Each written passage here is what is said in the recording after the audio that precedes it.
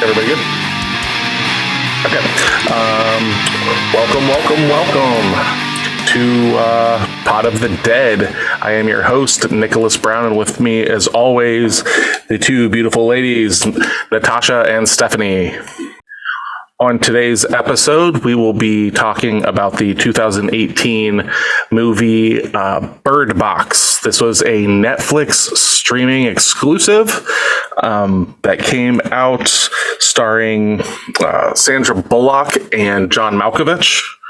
What are your guys' history with this film prior to watching it today? Or, well, yesterday? I'd heard of it. It was always one that was on my list to watch, and I just never got around to it. Judging by a couple little scenes that I had seen, it seemed like it was going to be really slow, so I kind of just kept it on the back burner.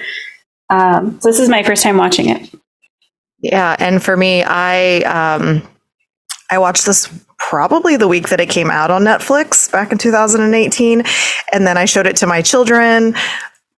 And I think this was the fifth time I've seen it. So I've watched it quite a few times up until this point. Yeah, this was my first time watching it, specifically because I tend to stay away from horror films that have big, like, movie stars in them. Specifically because those movies tend to burn me more times than I feel rewarded in them. So no reason, like, I'm not saying that, like, Sandra Bullock is a bad actress or anything like that, but it just... They tend to be like World War Z, where it's like, oh, we got Brad Pitt in this movie, and then, like, because it's the big budgeted star, that person's probably not gonna die, and so it kind of removes that stuff. So I just kind of stayed away from it and everything. So, but I did hear a lot of buzz around it, and another film that we will be reviewing soon. I think they came out around the same time, roughly. Was it The Quiet Place? Those two movies came out like within the same year, it feels like. I think we looked that up, and I think that's true. Yeah. So, like, in that one, that's got the dude from The Office. It's got John Krasinski. Yeah. It's got John Krasinski in it and stuff, and I was just kind of like, meh, and like Emily Blunt's also in it. Yeah, so, that movie's good too. So yeah, and like 9 times out of 10, if I haven't watched a film, it's specifically just because, like, I'm busy watching other ones. This one's already getting a lot of attention and stuff. I'll get around to it when I get around to it. That's 9 times out of 10 why I will pass up these bigger budgeted films, because more people are going to watch it. They don't need my money. Realistically, like, it comes off as like it's popular, you don't want to watch it, and it's like it has nothing to do with want, it just has to do with they don't need my money. Don't you dare say anything over there, Stephanie. I see you. I'm going to. Please chime in. All of the things that you watch and listen to are all in that same scope. It's like, it's big budget, it makes a lot of money, everybody likes it. Nick sticks his nose up and says, fuck Not this shit. For me. Yeah. Stick my nose up to that. Yes, you do. You're like, oh, it's fine if you like it, but I am not going to like this. I am not going to watch this. It is so fucking true. That. It is true. I'll vouch for you, Steph. Yeah, thank you. Yes. And it's not that, like, you don't end up watching some of that stuff and having some appreciation for it, but I think you're also a harsher critic on those, because you're like, they're bigger budgeted, because they have famous actors or, like, you know, people who have made more money in their careers in this world. And you're like very harsh in that, versus if you watch something like, oh, I don't know, The fucking Reanimator, you're like, this is the greatest thing ever. And it is the lowest budget, no famous actor movie. But that doesn't need to be. It doesn't need to be a big budget famous actor movie to be amazing. Look at the Blair Witch Project. I didn't say it did. I'm just saying that's just like the movie was made for $25,000. Oh wow! Yeah, that's cheap as fuck. It's legitimately the highest grossing film against budget film, like, ever. Okay, I didn't know that. It made like $100 and some odd million on a $25,000 budget. That is one example, though. Yeah. Another one, Paranormal Activity. I think that was done for $15,000. All right. I have never seen that. So. Oh yeah. See. Okay. No, it's just one of those things. Like, I'll go see a drama and stuff with the bigger actors and stuff like that. But once they start stepping around in my horror movies, I'm like, I don't know about all this. Jessica, I think it is specifically towards horror movies and for Yeah. you, Yeah. and your specific genre of music too.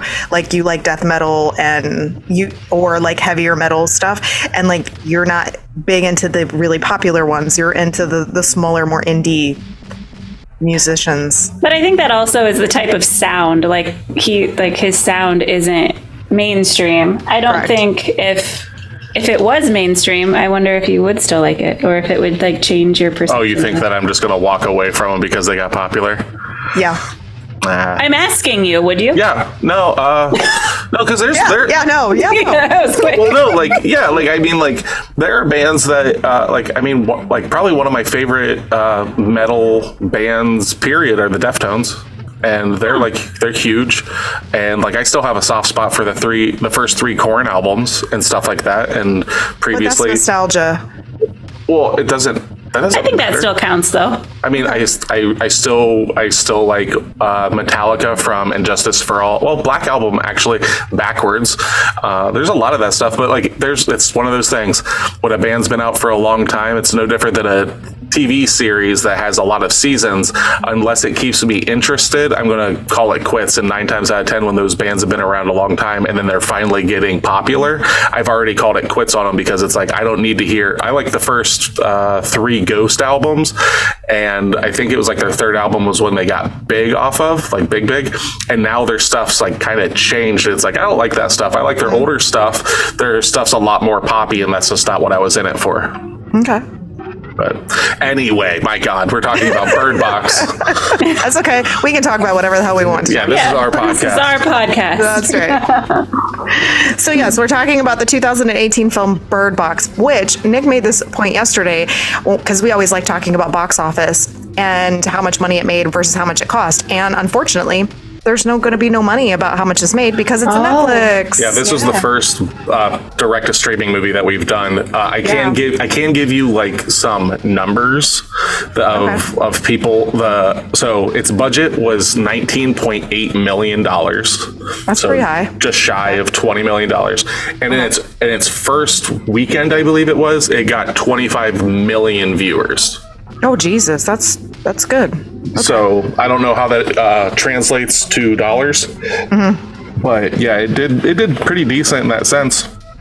So with the viewers though, do they specify whether or not that was just views of the movie, like if people watch it repetitively, or if it was like per account? Well, like what I've got here is it says it released on December 21st of 2018, and the film received mixed reviews from critics, but went on to become the most watched film on Netflix within 28 days of its release. Okay. Oh, wow. So, like, I mean, that's pretty big deal considering like nowadays they seem to release a shit ton of movies and stuff like that, but 2018, that's 5 years ago. I don't remember them pumping out as much back then. No, and they're also not putting a lot of like oomph into a lot of the movies they're releasing now. It seems like we'll hear a little bit about them beforehand, and then they're just dropping them, and then you're just picking them up randomly when you're getting on there to look around. Yeah, not realizing that they've actually come out already. There's no hype. Yeah, the only thing they hype now, I think, is their series, maybe a little bit more. And I mean, like that's kind of been their bread and butter. I feel like they've gotten into movies and stuff like that, but there are very few films that I think that they have they've made, not that they've like bought and brought, but like that they have like funded or whatever. That it just, I don't know. Netflix is not where I go for movies. It's where I go for, like, I like their television series, documentaries, stuff like that. But back in the day, Netflix was the shit. But now all these other streaming services pull movies to all their different directions and stuff like that. Like Peacock, for instance, right now is like one of my favorites. Yeah. Oh, really? For movies? Yeah, they've got a lot of good stuff on there. Yeah, Peacock and Paramount Plus really have hit it pretty hard pretty recently, I would say. They bring out a lot of newer stuff or things that are interesting, I think. Okay. I want to give one recommendation for one hot second. Steph, I think you would like this. Nick, I'm not so sure. Have you heard of Behind Her Eyes, the series on Netflix? I don't think so. I can't even explain it, but it's definitely worth a watch. It's a 6 or 8 part series. Okay. It reminds me of something that you would probably like. Is it So. is it the show that they were talking about where does this have to do with the girl in the hospital? There's like rape and stuff in it. No. Okay, that's not the one No. I'm thinking of then. That's the No. only one I can think of that sounds familiar to that. Okay, I'll look it up. I will just make sure you let me know because I'll look it up later. Yeah, it's like a married couple, and then there's a third party in it. He's a psychiatrist. A bunch of stuff happens. You don't really know what's happening for the majority of it. It sounds like a drama. Is it horror adjacent or is it just a drama? I'd say it's a drama, a suspense drama. Okay. Behind her eyes. Okay. Well, I'll have to look it up. I'm going to throw out a recommendation. You like John Wick? Oh yeah, Continental is it came good? out. We've watched the yeah. first 2 episodes of it. It is dope as fuck, and it straight up like in the first like 10 minutes, it's like, oh yeah, they read the assignment. This is John. Like this is cool. brutal. This is intense. Like, but it's really good. We can't wait for the last episode because it's only a 3-part miniseries thing. Okay. But each episode's like good. an hour and a half. So Cool. Yeah, and it's brutal. Like it's very graphic. It very stays in the same lineup of the whole John Wick world. It works really well. So someone gets their fingers blown off and then is told to pick up their fingers. Oh. So that's dope. yeah, it was good. Cool. All right.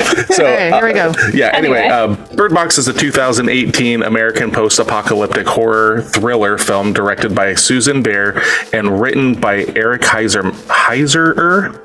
There's a double in there, so Heiserer, based on the 2014 novel of the same name by Josh Mallerman. The film follows the character Mallory Hayes, played by Sandra Bullock, as she tries to protect herself and 2 children from entities which will cause people who look at them to kill themselves. So we know Sandra Bullock's in it. The other big name is John Malkovich. And the rest of the it's got Machine Gun Kelly is in it. And then I'm trying to remember his name. I've got a bunch of names, but I can remember his face. Nope. Trevante Rhodes plays Tom. Okay. So Steph, you can look him up all night long if you'd like. But but I'm drawing a blank. It's his name's Charlie in the movie. He played in Get Out. Oh yeah, Lil Rel. Yeah, Lil Rel. Howie. Yeah, he's in Get Out. Yeah, I saw him and I was like, oh, I love this guy. Yeah. But yeah, the movie premiered at the AFI Fest on November 12th, 2018, and began a limited release on December 14th before streaming worldwide on Netflix. So I guess it did get like kind of like a limited release in some theaters, but that's specifically so it can be credible for award season. You have to be in so many theaters to be eligible for awards. Okay. But yeah, so the one thing that I did see though is, and I don't even like, Steph, you're an author. So this is like up your alley in a way. Like, imagine this. The film rights to Bird Box were optioned by Universal Pictures prior to the book's release. So he sent out to his publishers like an overarching theme of what he wanted to write, and they're like, "Sure, we'll buy that from you." Well, yeah, the book hadn't even come out. Hadn't even come out yet, and like Universal was like, "Dibs, we're optioning this for a movie." I think Blake Crouch had also done that. He's like a sci-fi thriller writer. I remember hearing about that, or whoever wrote Ready Player One. Oh yeah. Oh, okay.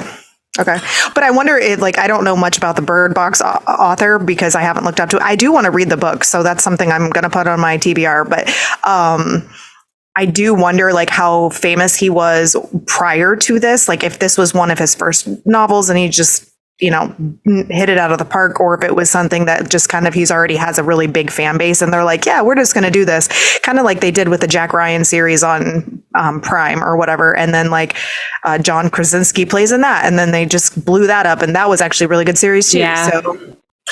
So a little side note: these are things that aren't going to spoil the movie for anybody, but might make it a little more interesting for people. The visual effects of this film were done by Industrial Light and Magic. So Industrial Light and Magic is a division of Lucasfilms, the people that made the Star Wars movies. So they're responsible for everything from like animated films such as Chicken Little, Wall-E, Rango. They did they're actually doing the future animation project of Transformers, an animated movie, it seems like. They did A New Hope and Empire Strikes Back, Raiders of the Lost Ark. So a lot of credentials with this. And then also the score for this film was done by Mr. Trent Reznor of Nine Inch Nails fame and Atticus Ross, his contributor. So cool. They did the score for this film. Sadly, though, let's see here. It says, in a statement on the Nine Inch Nails website, Reznor said, like all soundtrack records we release, we aim for these to play like albums that take you on a journey and can exist as a companion piece to the films and as their own separate works. We created a significant amount of music and conceptual sounds for Birdbox, a lot of which never made it to your ears in the final version of the film. We've decided to present you with this version of the soundtrack record that represents what Birdbox is to us. We hope you enjoy. For those interested, we will be releasing a more expansive physical only offering in the spring. But he later then told Variety that he felt scoring this movie was a waste of time because they mixed the music so low you could barely hear it anyway. And when I saw that he scored it, I was like, I don't remember any of the music in this movie. And then I saw that, I was like, oh, that's why. Like they mixed it way low in the movie. There's only a couple times in the movie that I think I have it in my notes where I'm like really intense music or something like that. But there was only maybe one time in the movie that it actually stood out enough for me to recognize it. So yeah. And before we get into everything, on the review aggregator Rotten Tomatoes, the film holds an approval rating of 63% based on 164 reviews as of me pulling this up, with an average rating of 5.8 out of 10. Let's see here, on Metacritic, it has a 51 out of 100 based on 26 critics. So that's what the internet has to say about it. They're putting it in the 5 out of 10 range, pushing 6 out of 10 range. Whether that's our opinions will be found later at the end of the episode. All that being said, this is a movie club, so we will be telling you at the end of the episode what we'll be watching this coming week to talk about on the next episode. So do stick around for that. But without further ado, unless you girls have anything else to say, I'm about to throw that spoiler warning up. Throw it up. Yep. All right. Danger, danger, spoiler warning, danger.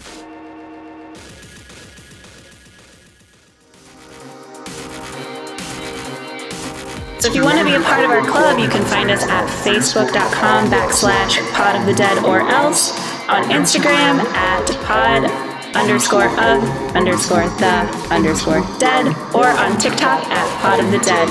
If you want to email us any questions, any complaints, or movie recommendations, you can email us at podofthedead666@gmail.com. Whatever, I don't give a shit. If you haven't seen this movie, check it out. Go to the end of the episode. It's usually like the last 5-10 minutes of the episode is us just kind of rambling and talking about what we're going to listen to next week. If you don't care about spoilers, you've been warned. Yep.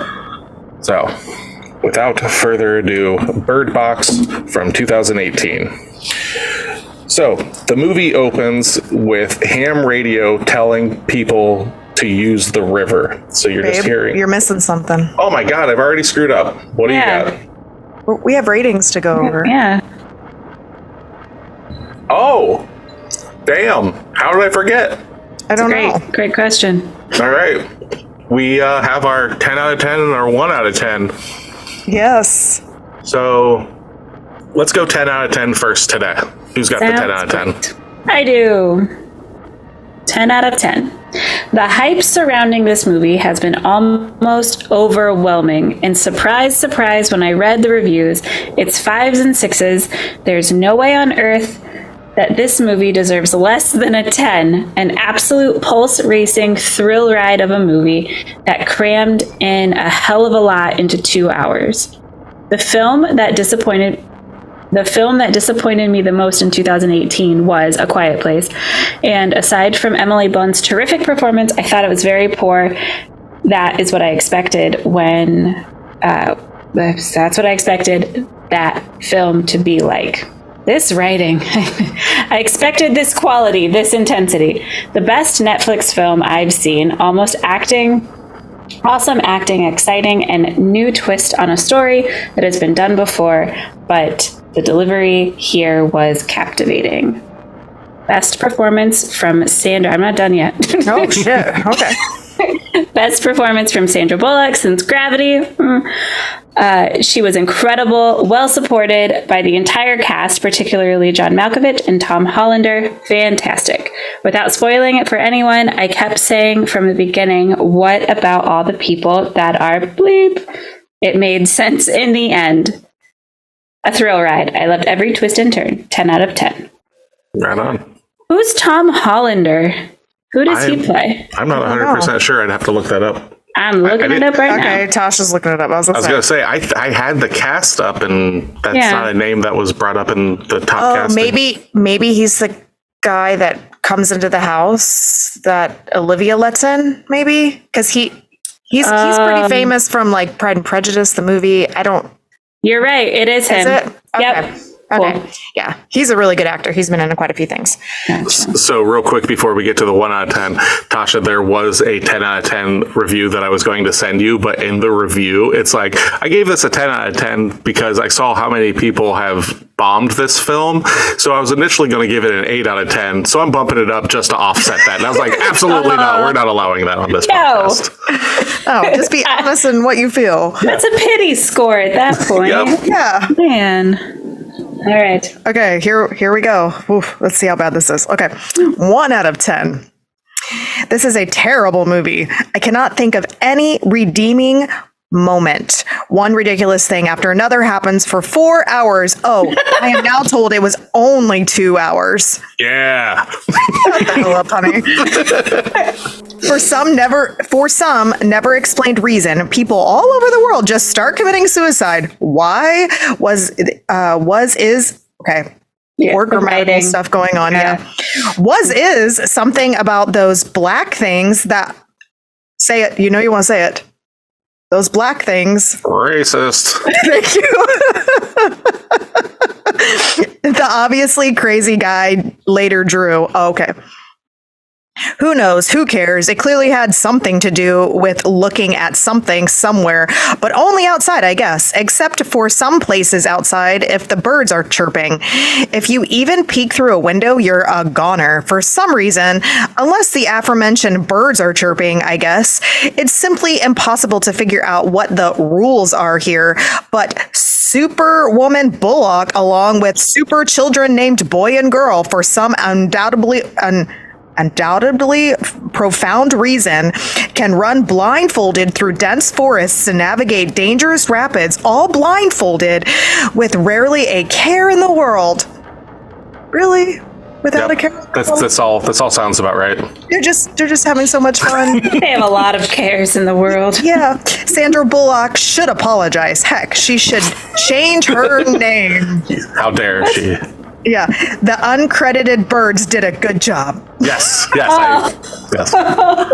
10 out of 10. Birds. Birds did good. Goats did good in the movie previously. Beyond that, mowers. Lack thereof. Mowers. Yeah, I didn't see any mowers in this movie. 1 out of 10. Yeah. Oh, okay, so that was lovely. Wow. Apparently they're just hanging out blindfolded, riding down the river. Apparently, So that was lovely. All right. So now that we got the polarizing audience out of the way of our one. Here's the thing about the 1 out of 10s. Always, it's like they're not watching the movie, and 9 times out of 10, yeah. And I am a self-proclaimed person who misses a lot of stuff in movies, but they're still good. So it's shocking that all of these 1 out of 10s are just like, nothing's explained. This makes no sense. Well, I still don't like it. Before, like, we really get into it and stuff, like, Steph and I talked, like, I had some problems, like, hard. Big feelings. Some super big problems with this movie. And, I can't wait to hear them. But it wasn't like what they were saying and everything. No matter how much, like, when you started this, they were like, this movie's terrible. I'm over here just like, yeah. Lay it down. But, like, I would never give it a 1 out of 10. You know, it's not worse than Buffy the Vampire Slayer. That's true. Yeah. No. That's our litmus test. Yeah, it is. Which we just saw. They just added it to I think it's HBO Max, maybe, or Max. Sorry. So more people can see it. Y'all can just torture your family. Yeah. During this Halloween's or this. Well, no, this would be we're in Thanksgiving territory now with our release dates. Yeah. All right. Are we ready to go? Yes. Yeah. All right. So, as I previously said, the movie starts with ham radio telling people to use the river, and we get kind of this overhead shot of a river. And Sandra Bullock is laying out the rules, and she's not fucking around. She's talking to these two kids, and is like, "You're gonna listen to me. I will hurt you. Like, if you don't listen to me, because if you don't listen to me, you will die." Like, flat out. And these kids are 5 years old. Yeah. I know they're 5 years old because the film didn't let me forget that they were 5 years old. Yeah. Well, it says that in the opening of the movie was just like, we have this community, it's safe here, and you can't take it with kids. You can't take this route with kids. Yeah. And they're making this very clear because they have to be on this river. And then she is sitting there like talking to them in their faces, and it's like very intense, just opening the movie. And she's like, girl, you have your kitty, and boy, you have your dog. And she's just like very forward. Never saw a kitty or a dog in their like possession during this film. Yeah, you did. Yes, you did. You saw I didn't. She has a little. She has a Hello Kitty thing. Yeah. Oh, does she? I see. I didn't notice that, and that It's makes kind more of a sense big later part. on. Yeah, I Yes. never. It is a big part. Yeah. I was actively watching this film. I did not notice that. I know she said that, but I never saw it. So. And boy, so go ahead. Keep going. Yeah, so she's like, you must listen. Never ever take off your blindfold. If you look, you will die. Do you understand? Like, she is very in their face, like at their level, telling them, it's her way, in my opinion, of being like, I need to get this through to you because I don't want you to die. Yeah. So you need to listen to me now. Mm-hmm. So my original thought about this movie being slow was very quickly changed. Yes. Oh, Start off strong. Yeah. We start off strong. Yeah. So, and they put the birds in the box from their house, and they start taking this rope down to the river blindfolded, and she's counting her steps to go down to the boat. She uncovers the boat, they put it into the water, and she puts the paddles in the water, and then we kind of just fast forward straight to 5 years earlier. Well, we flash back.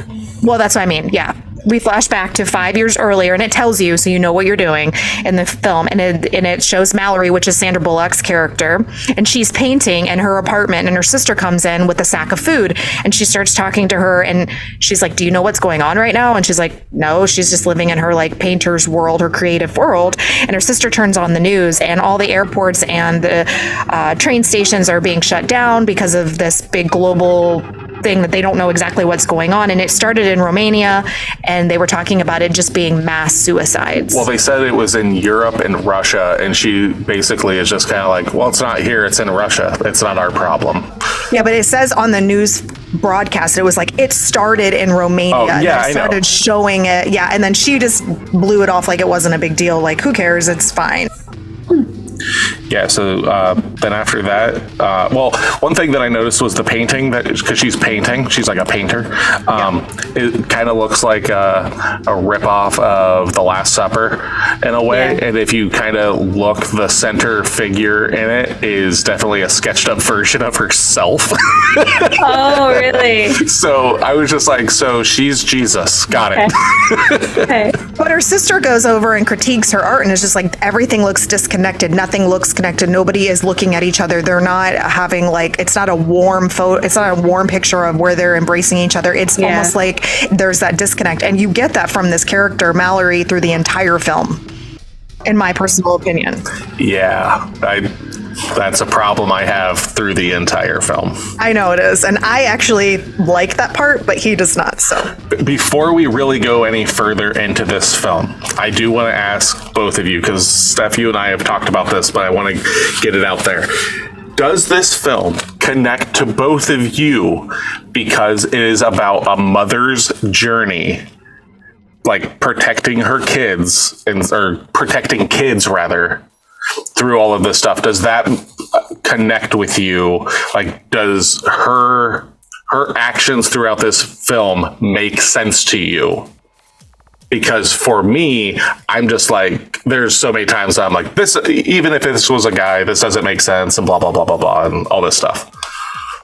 Go for it, Tasha. I think so. I mean, we'll have to get to some specifics, but overall, the overarching theme of it hits me as a mom. Like, it was a very emotional movie, especially towards the end. And yeah, I don't think it would hit the same. I don't think I would like it. I think it would probably be I think it would be boring if Sandra Bullock didn't have the kids, if it was just her on a journey. Yeah, no, I get that 100%. It's just her He's talking about her lack of warmth. Yeah. Her lack of motherly like stuff, because we'd had the discussion where she was like, well, it feels like it's kind of like a role reversal thing, because later on in the film we meet a character named Tom that seems more motherly, and then she's kind of like the cold, callous dad kind of character. And for me, I'm not that way per se. I mean, like, I might be more that way than mothers and stuff like that, but I'm not like that disconnected, like, do it because I said it kind of thing. Yeah. And like that, I wasn't sure if that was my reasoning for not liking this film as much as other people, not trying to make it a gender thing. Like, I did say, like, this seems like it's a quote unquote, I believe I said, it's a chick flick, in the sense of, this seems like it was like, it's like targeted and through the eyes of women, which is not a bad thing. I'm not saying because of that it makes it bad, but I was just like, there's a huge disconnect for me on a lot of stuff, and I didn't know if it connected with you guys and it just didn't connect with me, or if there was something else. Yeah, I think, like, if you think about towards the beginning, like, even when she was at the doctor's, she already doesn't seem like a warm mom in general. Mm-hmm. Like, I think there is that, like, that connection that she struggles with already. But I think, like, she course corrects, and, like, I would say that at what she does, it didn't strike me as out of line. Like, her callousness, her directness, how mean she was. I think you could balance that out a little bit more, which comes later. But the beginning, yeah, I mean, like, she's telling her kids what she needs to do, or the kids what they need to do to live, because all she wants is to protect them. Yeah, that makes sense. Because like, my argument with the film is there's a lot of characters in this movie. Yeah. I'm going to make this short and sweet. I'm not going to make this a big diatribe. I think this film, you could have cut a few characters out of this movie and trimmed it down a little bit. And I believe that there are two full characters that have a full character arc. And that's John Malkovich's character. I believe we get a full character arc from his character. And there's a pair of scissors that I believe gets a full character arc in this movie. Yes, the scissors have they are their own entity in this movie. So, anyway, that's all I'm going to say. I'm not going to go on forever on that. But at this point, we are with Mallory, Sandra Bullock's character, at the gynecologist, her OBGYN, and doesn't think her and her baby will connect. Like, she definitely is talking about, like, it's just a whatever. And her sister's talking about her roommate Ryan, and it's kind of alluded that Ryan might have been her baby daddy, and he has just moved out and stuff like that. And you can go on, Steph. Well, when they're at the doctor's, Mallory is talking about her not bonding with people, and the doctor offers her up a adoption form. It's like, here, maybe you want to do this for your baby. Her sister, they're kind of joking about how her sister loves horses and how like, and then it somehow jumps to like how their parents were bad parents. And like, it kind of gives you an understanding through this film that they just weren't raised right. Like their mom seems like she doesn't have Mallory's character doesn't have a relationship with her mom. Their dad isn't in the picture.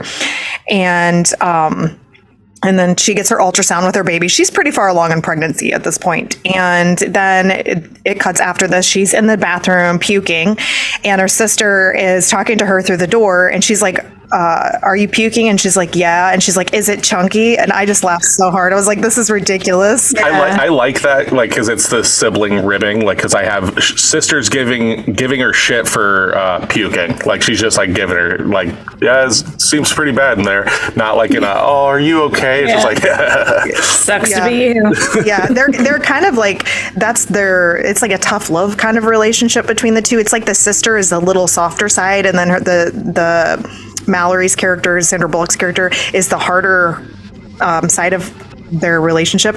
But then she yells, or doesn't yell through the door, but she says, no, it's the smooth kind with her puking.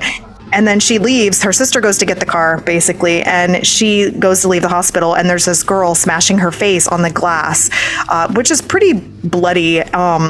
And then she just like gets the hell out of there because she's like, I'm not dealing with this. And she races out of the hospital, and the world is starting to fall apart immediately. Like, you are thrown headfirst into the storyline. And her sister wants to take her to her house. She's like, well, I'll take you here. I'll protect you, whatever. And then like there's ambulances crashing and people jumping in front of cars. And it's just absolute insanity ensuing. And she's like, what am I going to do about clothes? And her sister's like, you don't need to worry about that right now. We're just going to get to my house. And her sister's phone starts ringing in the back of the car. And this kind of ends up saving Sandra Bullock's character from not dying at this moment. So she turns around kind of in the car to find her sister's phone to answer it. And that is when her sister sees this entity that is like the big bad in this movie. And she's like, oh my God, what the fuck is that? And the sister sees it and her eyes start to change. So that's a thing that you start seeing in this movie. Which is really cool. It is. I love that part. So you see this entity, whatever it is, and your eyes just have this weird just change that comes over them. And her sister immediately, like all these other people, start committing suicide. So her sister basically starts driving recklessly, and she drives them straight into a vehicle that flips their car over, and they both miraculously climb out. But as they're both climbing out, she sees her sister get up, take one last look at her, and then just get mowed over by a freaking dump truck or a garbage truck. It's a garbage, and it's not that she just gets hit by it. She's standing there by the flipped over vehicle and like kind of takes a look over her shoulder and takes a step back into traffic as the truck hits her. Like, it is premeditated. It's intended. Yeah, she's committing her suicide. And let's just take a second to say that's Emma Paulson, who is a phenomenal actress. And I wish or Sarah Paulson, I'm sorry. Yes. I wish she had more in the movie. Yeah, I did like their relationship and stuff. We don't get it for very long. And Sandra Bullock specifically picked her, like she wanted her to be her sister in this movie. Oh, that's cool. Yeah, they had a really good dynamic in that. Even if it was short, you felt that relationship. And I feel like that kind of, I remember watching this for the first time and I got a little teary-eyed when she died, because I was like, that's very abrupt and emotional at that time. And then basically she gets out of the car and she just starts running. And everybody's just screaming and losing their minds, because then you see it through all these characters surrounding everybody. Like, individually, people are getting hit by whatever this entity is, and then they're starting to commit suicide. Well, up on this, like, I would say like a little hill where a house sits, this woman sees her on the porch and she's like, I got to go help her. And so she runs down the hill to go help her. And the woman gets infected basically by this thing. And because she was trying to do this out of the goodness of her heart, and she ends up being sacrificed in a weird way. And she comes running down to Sandra Bullock's character and I believe John Malkovich's character said, like, this is when you meet him as well. He's like, no, we have to go inside. And she's like, she's pregnant. And so she goes out to save her. And when she's getting closer, she kind of looks and she just goes, Mom. And then from there, she walks and sits in a burning car. The car is burning. And she just, no frills, no screams, just sits in a burning car as it engulfs her. And then it explodes. That made me so uncomfortable. Man, it was it was done really well.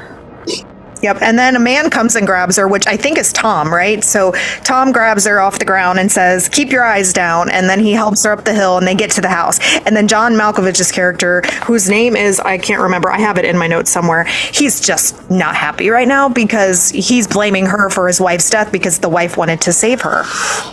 Which, and this is where one of my first, problems comes with John Malkovich's character or whatever. I don't know if it's because how he's portraying it or whatever, but we get it through this film that he's a pretty eccentric person and stuff like that and everything, but you don't see any emotional, he literally just watched his wife sit in a car and burn to death, and there's no outrage, nothing more than just a dirty look kind of thing. And I was just because I wasn't even aware, at that point I was that was his wife's sister, was it just a friend, I don't know, so I was confused by that at that point. Yeah, well, then she gets, they get in the house, Tom and her, and we find out it's Tom later, but, and then another person, I believe there's 3 of them that get in the house. At least that's what my note says. And then that's where John Malkovich's character is she went to help you, now she's gone. And he's the guy toting the gun. And there's a group of people basically standing in this really lavish house in the kitchen, and they're all trying to use their phones to call their family members, and they're just not working right. Nobody's getting through anywhere. All the towers are down. Yeah, Mallory tries to call her mom, and they start talking about what could be out there. The news is on, and they're just trying to figure this out because everybody's freaking out. And I like this part because I feel it's very realistic on what probably would happen if you were in this situation. Yeah, and Malkovich thinks that it's bio warfare and stuff, and he just keeps walking around with a shotgun, posturing. I did not like his character. Not the majority of it. Later on, I liked him a little bit when basically there's a scene between him and Sandra Bullock drinking in the kitchen later at night, and that was I was okay, I came around to him a little bit, but I'm not a huge John Malkovich fan in general, so that kind of tainted his character as is. So I don't know if it was his acting style that made him this way, but okay. Yeah, I was thinking it was the direction, but I also can't think of a ton of stuff that I know he's a really popular actor, but I can't think of a lot that he's in. But it just seemed his acting, his character was just over dramatic and just kind of an asshole for the sake of being an asshole. Yeah. Mm-hmm. I think that was the point of his character overall, because he's an attorney that lives next door and he's suing these guys. You find out he's suing this gay couple because they're building some glass monstrosity onto their house or whatever. And Sandra Bullock's character, this is happens during this time period almost. And she was why do you care? And he's because I have to look at it. And it's just I think he just likes to create chaos, maybe. Well, he's straight up later on has a quote that he definitely has that MAGA feel to him, because he says, let's make the apocalypse great again. This kind of stuff. So he definitely is playing into that. All of that being said, I've seen that kind of character be played, and his just doesn't work for me in that. It just seems like John Malkovich being John Malkovich through the movie. Okay. It doesn't seem I don't know, number one, he's not tore up when he sees his wife burn to death. So yeah, that's just me though. Yeah. Well, and then as they're sitting here talking, they're talking about how you need to shut the windows and how if you look at it, it makes you kill yourself. And so they're just talking about that. And this one guy, the guy that's the clerk, he's this is the end game, and starts talking about mythology. Charlie. Charlie. Lorel. Yeah. Yeah. And then I put Guy asks, but I believe the guy here is Tom, asks Mallory, are you in any pain? Checking on her. And she ends up breaking down about her sister. And like they're in like this little hallway area. And she just finally kind of breaks from like the shock of everything and has her own like very small emotional moment, but it's enough to show that like she did care about her sister, that she isn't a robot.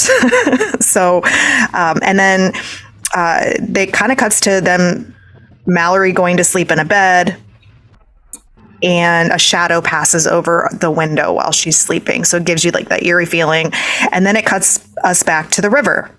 So with her and the kid. Yep, we go back to present day, and it says that they are 6 hours on the river, and Sandra Bullock and the two kids are trying to sleep under completely covered under a blanket on the raft/boat.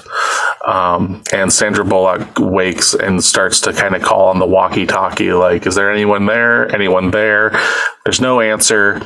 And you hear scratching sounds outside of the blanket. Like it's not scratching like nails on a chalkboard scratching. To me, it had more of like a digital screeching like sound to me, which I thought, I was like kind of like, oh, okay, this is a little different.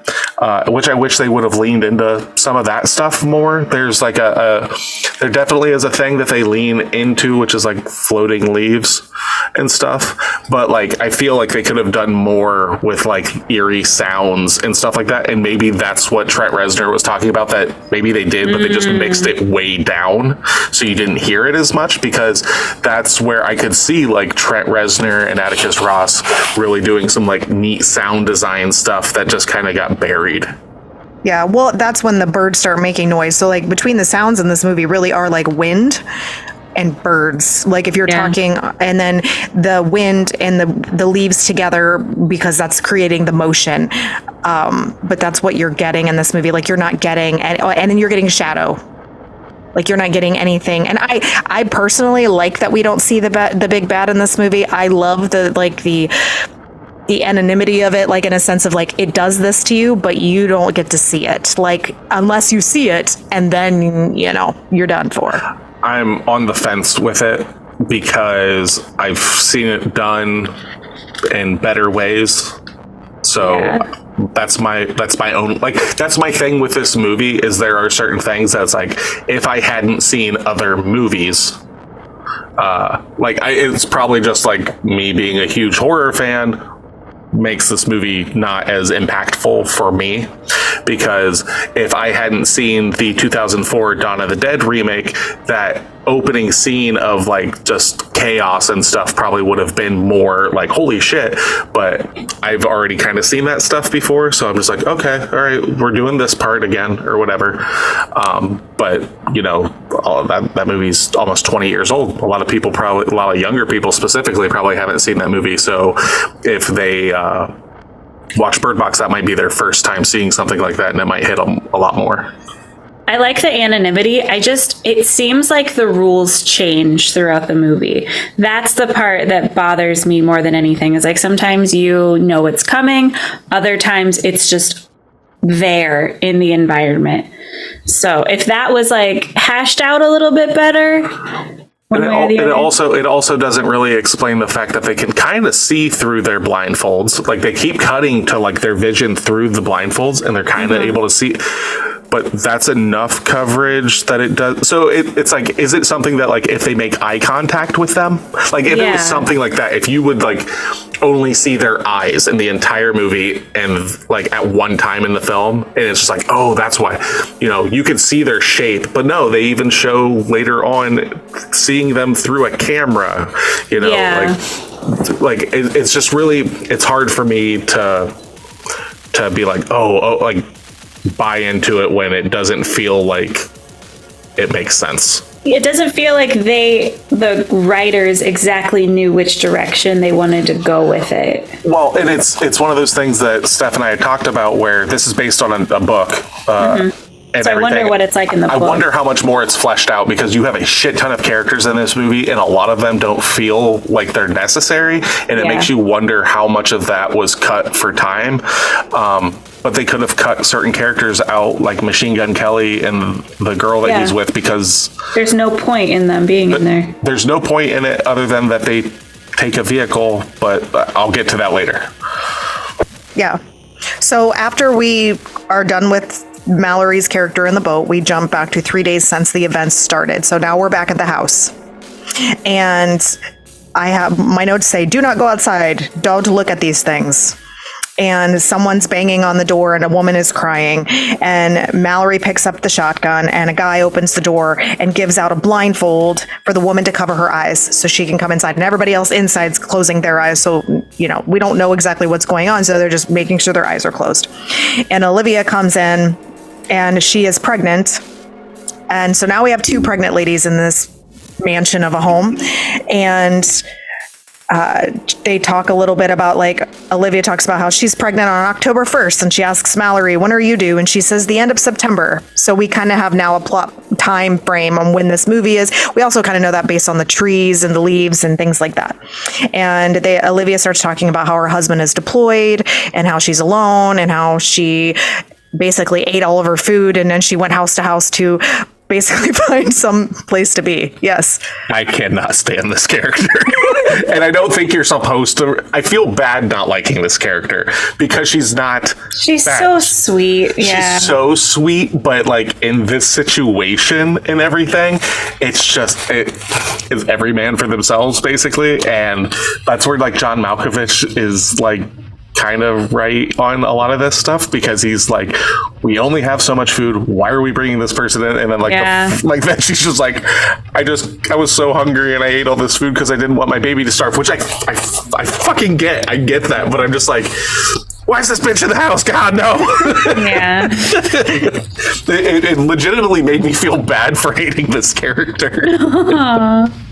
Well, I think what I like about this and all the characters, though, I understand what you're saying is there's too many of them. You could cut out different plot points and all of that. But for the plot that they decided to use, every single character is used in a specific way in order to play its part. So at least it's not some random person thrown in that's just sitting in the background that never gets any kind of information or ending or understanding of. You at least get a bit and piece of every single person that's in that house. What's the old lady's name in this movie? Well, I don't care about their name.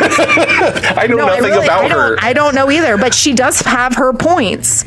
I mean, anybody could have done what she did. And I think Olympia makes Mallory? Yeah, Sandra Bullock's character. Olivia and Mallory, yes. It's Olympia. Is it Olympia? Yeah.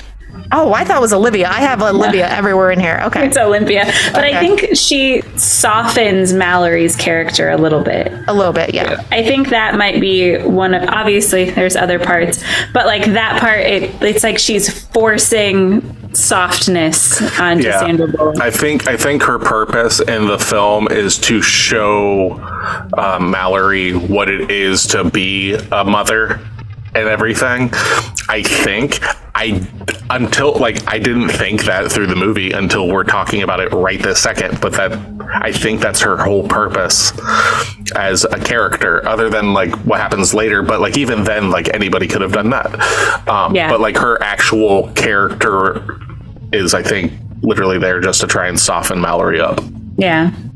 Yeah, and another reason, but we'll get to that when we get there. But now we're at the part in the movie where they're talking about there's cameras around the house, and this house is all outfitted, and the guy that owns the home, his husband's not there, but he's there, and he decides that he wants to go up to this room in his house that you can see all the cameras, and some of it's infrared, but it's not directly, so it's indirect viewing of whatever might be out there, just to see if they can get out and get help or whatever, so they can maybe use this as their safety net, which I like this part only because I feel like they're basically crossing off all of the possibilities in our minds, so we're not questioning whether or not this is a possibility. Yeah. I wouldn't have a problem with it if they just never showed people looking through their blindfolds for the rest of the movie.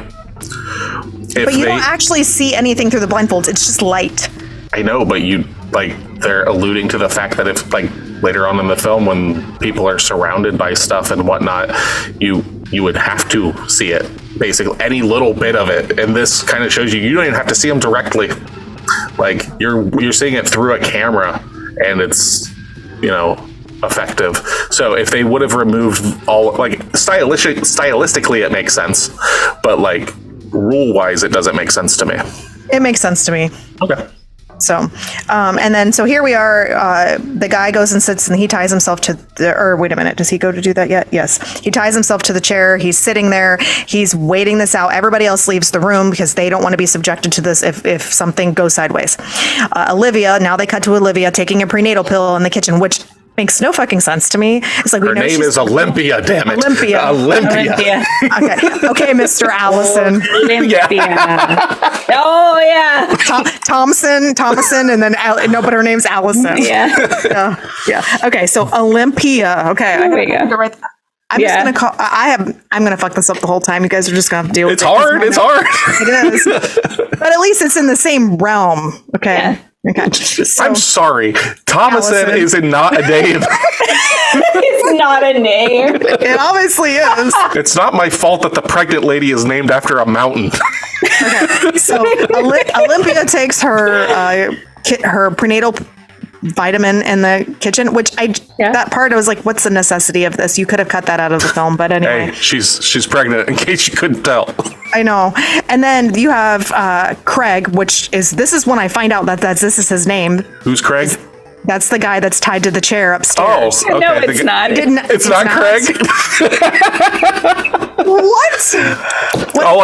The Jurassic Park guy. Is it Greg? It's Greg. Okay, Greg.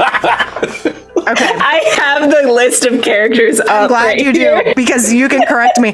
Because they don't say anybody besides Mallory's name in this movie most of the time. It took me till the end of the film to realize that Tom's name was Tom. Like, we were in the last end of the movie, and I was like, what the fuck is his name? And Nick's like, I don't know. And I'm like, literally the last 20 minutes of the film, she says the name Tom. And I was like, that's his name. So in my notes, it's just like, dude. Yeah, like that's my problem if I'm having so many characters. Yeah. And like they do try to make you care about these characters and have like these relationships, but like they don't, like, without doing just a big exposition dump of like, hey Bill, like, and stuff. But like, there's so many characters, you cannot be like, I'm not going to ding you for not knowing that it's Olympia and stuff like that. Like, because I thought her name was Olivia. I thought, like, I was just the same thing. Dude, other dude, the guy I feel from like Get Olympia's. Out. That's what I think all of the names are mentioned maybe once or twice, but Olympia's is pretty important. Greg, I wouldn't have known had I not looked at this. He was the guy from Law and Order. He's the scientist in Jurassic Park that's there when the raptors are being born. Yes. Yeah. That's how I knew him. Yeah. So Greg, not Craig, with a G instead of a C. Okay. You got it. Because all I heard when them saying is Craig or Greg, whatever, and I was like, that's his name, so I wrote it down. Don't worry. Tasha and I grew up with an Uncle Greg and an Uncle Craig. And it was probably up until today that I'm like, okay, wait, I know who Greg is. Yeah. And the worst part is they're both married to Becky's. Yep. So you can't even get like help there. Yeah. So Mom was always helping us. Like, nope, it's the other one. Nope, that's Craig. Nope, that's Greg. Okay, so Greg in this, he sees a rustle of leaves, which then alludes to that, and the shadows, and his eyes start to go crazy, and he starts to go insane. And so that shows that, indirectly, even if you see them, this happens. And so they start hearing a bunch of noise downstairs. They run up to check on him, and he has fallen backward and hit his head on, I'm not exactly sure, a fireplace maybe? That's what it looks like, yeah. I think he's smashing his head on the desk initially, and then he flings himself back and kicks the desk over. Well, he cracks his head on like a fireplace. Yeah. And then there's blood all over the floor, and Mallory's character sees all of this. And Douglas is like standing there, and he's like, I fucking told him that was a mistake. Like he's some big bad. But not in this. I told him. It's literally, I told him it was a mistake. It's so much of this. I was right. I'm never wrong. Yeah, it's that like snarky tone. I get it, because I'm never wrong, Sure. Yeah. We'll go You're with hilarious. That. Yes. And then this movie also cuts to them now. All the windows are now papered up in the house. Olympia goes to sleep in the room with Mallory, so they share a bed essentially. Mm-hmm. And they start talking about baby names and how Mallory is very uncomfortable talking and all of these questions. She just doesn't want to be there, essentially. Yeah, she is not about this life at all. No. Yeah. No. And she ends up hearing a noise, and so she leaves the room, and Mallory's character does, and she goes downstairs and she finds Machine Gun Kelly and this other lady who is like a police officer or an officer in training. She's and they're a cadet. A cadet, yeah. And they're banging in the laundry room. Yep, Machine Gun Belly is getting it on. Yeah. Yeah, which we find out his name like way later. Oh, Felix is his name, apparently. And then Lucy, I believe, is her name. But I didn't find that out until like when their characters. Yeah. Yeah. So I had no idea. It's at this point that in my notes, I just have, damn, this movie is slow.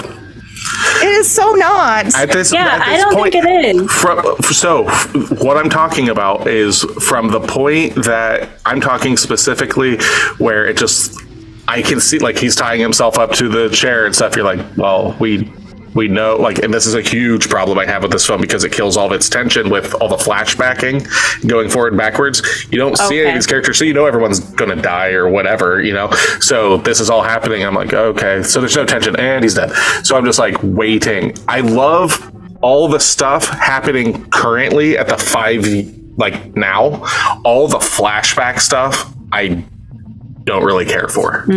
I like the flashback stuff because then there's dialogue. If it was all 5 years in and she's on the river, it would be incredibly quiet, and I would have a huge problem with that. I'm okay with that personally, but I mean, Nick's right in the sense that, like, you know kind of what's going to happen a little bit because they start the movie in a way that kind of already sets you up for the future, then they're taking you to the past. But that being said, I like that because I like the tidbits of us building our plot and our understanding of where our characters have been to where they are now currently and why what their motivations are. So I like that. Now, he is right. It takes away the suspense a little bit, but I don't think it does in the sense of like, you're still getting the suicides. You're still getting a lot of like the really heartfelt stuff that just made me feel really kind of sick to my stomach sometimes. So I just think it makes them less impactful because you're not shocked by them. That's that's my are. I was not once. Like that's my problem is like every single time something happened, it's like, well, oh, okay. Like I knew that because we only see at the 5-year mark or whatever, Sandra Bullock and 2 kids. So obviously she's alone for a reason. Yeah, but you don't know what's leading up to that. Like you don't know that and you're learning it. That's what I like about it. Likewise. So we go back to the river. We're jumping back to our present time. Yep, we're at 14 hours on the river. Okay. And now she's sitting up with the kids. Their blindfolds are on and they're riding on the river and a man starts talking to them. Now this is the eerie part. And he tells them to take their blindfolds off. And he's like, I'm not going to hurt you. I can pull you to shore. Yeah, he's like yelling from a distance. He's like, hey, it's okay. Take your blindfolds off. I've got food. Like, it's okay. Like, you know, all this stuff. Like, you're told prior to this, like, no matter what you hear, you know, if you hear anything, let me know. Don't say anything. Don't take your blindfolds off. Don't do anything. And then the first time you hear a voice on the river is, hey, why don't you take your blindfolds off? I got food. It's very like predatorial, like, why don't you get in the van feeling. Yeah. Well, and his voice is very much like that. And so he then comes up and he tries to take them out of the boat and he decides he's going to completely be a dick. And before he even gets to the boat, he's talking like, come on, you know, like, why don't you just take them off? It's beautiful, and everything. And I have to see this. And Sandra Bullock is like just kind of blindly, like she's following the voice and just firing her gun in his direction. And she then grabs her machete when he starts pulling her out, like trying to get them out of the boat. And she hits him with the machete. In the neck. Yeah. And it's kind of awesome because he doesn't die right away. And then she kind of gets away and then he dies. And his emotional stance on it does not change when he's hit. Like they start moving on and he's just like, it's okay. You know, it's beautiful. And then he just kind of succumbs to his wounds and goes under the water. Yep. It's super creepy. Yeah, see, like, I like that. I thought that was good because you don't see it coming. You don't know anything about what's going on. And it just kind of, oh shit, what's going to happen here? Yeah. And then the next part, we jump back to our present or our past, and we're at the house, and now we're going to go get food from the supermarket. And Charlie tells them, because he works there, that he had locked it up before he had left for the day, and he went and locked it up or whatever, and that he knows that there's a supermarket there, and it's, you know, there's no way anybody probably would have got in. That's what he says. And everybody, there's a garage attached to this house, so they start painting the windows and putting like they're taping them up basically so they can't see when they're driving. Yeah, they paint the windows, cover up the backup camera and everything, and it's like, car's got GPS, this is how we're going to get there. What? What's your problem with that? I legitimately watched our neighbor across the street, an elderly man, yesterday, back out of his driveway, overcorrect, hop the curb, and back into his grandson's car. This was without it being blacked out and everything. You're telling me you're just going to black everything out, get in this vehicle, and just... There's not going to be a shit ton of vehicles piled up like with how we've seen this. You're going to make it to this grocery store with just GPS. Well, to them they are. And but I mean... And they use that like a sensor thing too. Yeah. That was cool. Like, I thought that was an interesting way, but like just the idea of like, this is what we're going to do to get there is the most asinine plan I think I've ever seen in a survival situation. I think it's a great plan. Yeah. I mean, they survive, so it makes sense. Yeah. And then they even throw in like a couple bodies that they run over. Like, it's not like it's just a speed bump. Yeah, it's not Tom's this easy it's path. just a speed bump. I'm not talking about the bodies. The bodies obviously aren't a big deal, but you're telling me that there aren't just going to be shit ton of vehicles all over the place blocking your passage. So when you're at, like, I'm just trying to think of like going from my house to Meyer. Okay. And they're not going that far. How far? It was like a block away. A mile? It was a mile. Still a mile, right? How many cars could be like completely blocking the road? And in this situation, do I want to be left out there? No. So like, okay, go ahead. Sorry. The only thing I don't like about it is that they brought 5 people with them. I thought that was too many people. Yeah. You want to fill your vehicle. You also don't want to sacrifice this many people just in case something goes wrong. You're allowing a pregnant lady to go with you. All of that stuff makes no sense. Well, at that, she chooses to go because John Malkovich's character is going, which you seem to think that she doesn't want to be around him, but she literally says, well, if he's going, I'm going. And then Olympia. Yeah, I didn't get that part. She's going to go. And she's like, well, no. So she would rather be around John Malkovich's character than the other pregnant lady. I was very... But that makes sense, though, for twofold. One, she doesn't like the emotional toll that she has to deal with when she deals with the pregnant lady. And number 2, she doesn't trust this motherfucker. So if she feels like she can keep an eye on him to make sure he's not going to do any shitty shit, and she can put him in his place, because she's pretty much the only person there that talks shit to him and puts him in his place, if you think about it. I don't know. I don't buy it. Tom should have told her to keep her pregnant ass at home.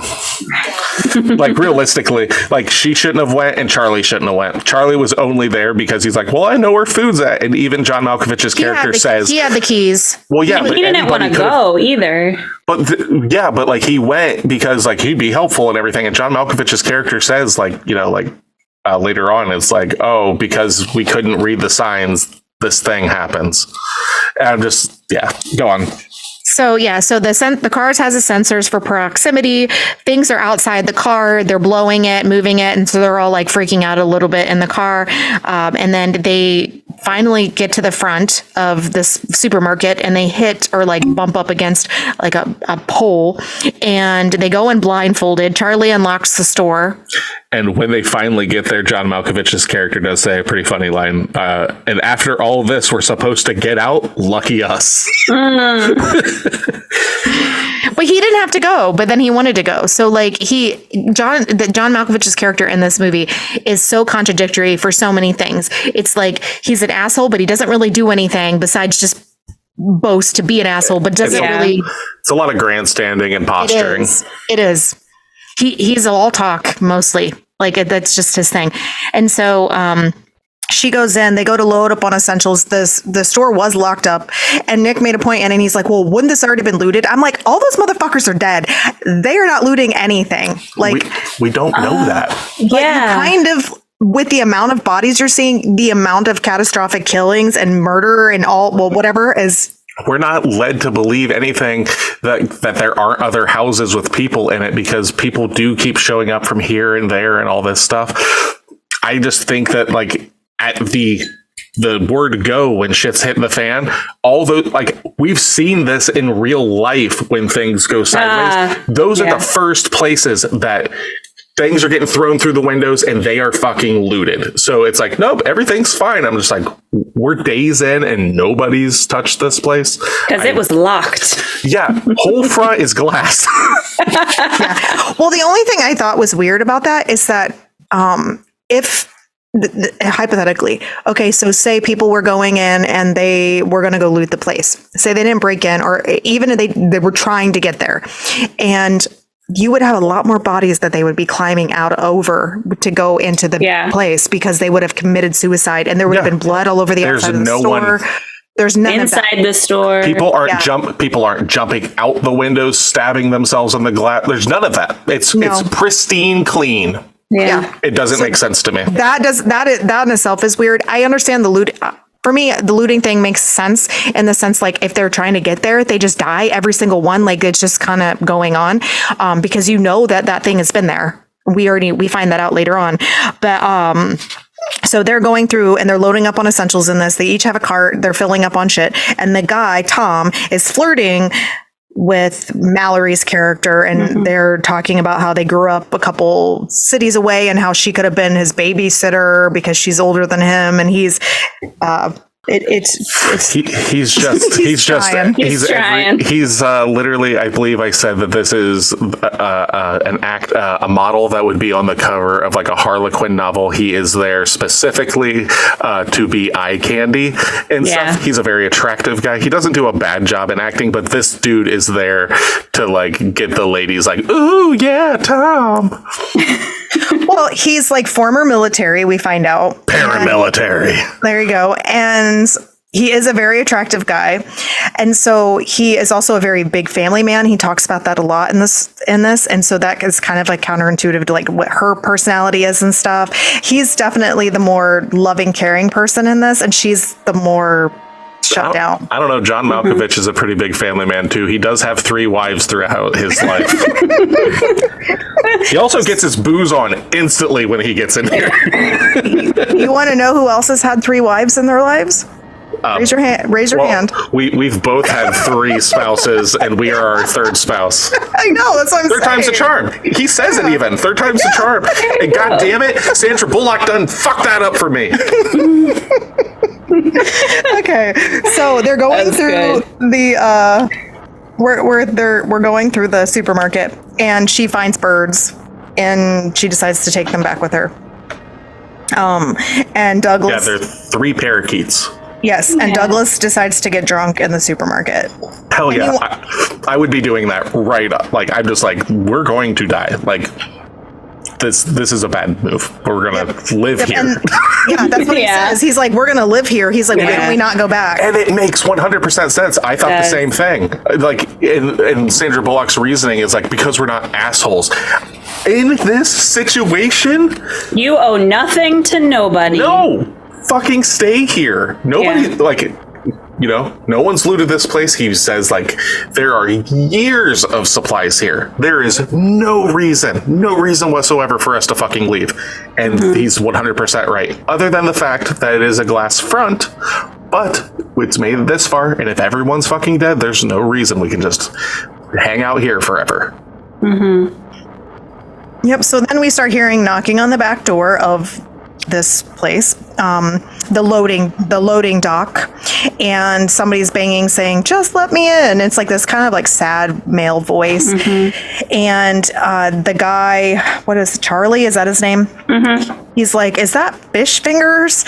And What a name. I want the backstory of how he got this nickname. Yeah. Is it an innocent nickname or is it not an innocent nickname? Is this something that, no, I'm not going to go any further with that. No, he works in like the food. He works with the fish. I think that's why his name is Fish Finger. He wasn't telling people to smell his fingers? No, I don't think so. And so Charlie's character is explaining that this guy's a little bit crazy and he's been to prison. And then the Fish Fingers is talking through the door. They tricked me and they left me here. And the birds start to go wild at the sound of this guy's voice. And they decide, Tom, I think, is the one that decides they're going to let this guy in the building. Is that who was the one that opened the door? I believe so. Yeah. At this time, like, I'm still not familiar with everybody's names watching the film. I'm just like, that guy and that guy. Tom is the eye candy. Yeah. Yes. Well, I'm just saying, I can't remember exactly who's opening it. I do remember that John Malkovich is just like, don't fucking do it. This is a terrible idea. Yeah. Yeah. Stop opening the door for fucking people. Yeah. I was thinking it was Charlie because he was like, I know this guy. I know Charlie was tucked back. Yeah, he didn't, because so Tom opens the door and then the guy starts coming through and he starts shoving Tom out of the way and Charlie's like, they realize something's wrong and Charlie's like, fuck this. And he like basically tackles the dude into the loading dock. Dock, yeah. And then you hear a couple noises and then you see Charlie's blood kind of come out from under the door. Well, I thought that this was done pretty well because this is actually pretty creepy. He dives and knocks the guy back out the door and they shut the door behind him. Mm-hmm. And you hear like a little scuffle and then you hear Fish Finger's voice say, just look, isn't it beautiful? And then you hear wet, like stabbing noises and you see under the door that they just shut, blood come out. I thought that was well done. I like that. I liked it also because it was like I felt bad for Charlie's character in this because they just keep using him. Then they also talk down to him a lot because he was talking about like mythology and they're like, did you go to school for that? And he was like, no, I just read on Google. And they like basically snubbed that, like as if you can't read and educate yourself. Yeah. And then he's like, I'm writing a book, and he was talking about what he was writing. And then again, they were just kind of like blowing it off like he doesn't matter. And then they talk him into going to this thing by saying, well, just think about it. It'll be good for your book. And I'm just like, not if you die, motherfucker. Yeah. Well, because like that's something that I wish they would have expanded it a little bit upon, considering they have his character in this, is when he starts talking about all the different religions and how these different religions have these different demons and all these different entities about like these creatures during Armageddon and the end times and stuff. When that's happening, we just follow Sandra Bullock's character walk away and his sound gets like mushed out into another room and stuff. And it's like, that's the interesting stuff that would explain some stuff, but instead we're just going to follow Sandra Bullock's character, and well, that's what happens. Spend all this time with these characters and we don't get explanations. I know. And then so after Charlie goes bye-bye, Douglas says, how is that guy alive? And then they return with the goods. Like, doesn't the guy keep talking? Like, doesn't he go back to the door? I think that part's really creepy and cool, where like he's like back to being bait. Yeah. Yep. And he's saying the same thing he said, just let me in. Yeah. They tricked me or whatever. Help. Yeah, and we don't get a full like trip back. It literally just cuts to them. And then the home. woman comes out. We don't even know her name, at least not at this point. I don't. And it's that she asks where Charlie is, and our lovely guy Douglas says, "Another novel I won't have to read." Is Douglas John Malkovich's character? Yes. Fuck yeah. And then Sandra Bullock is like, "He saved us, you asshole."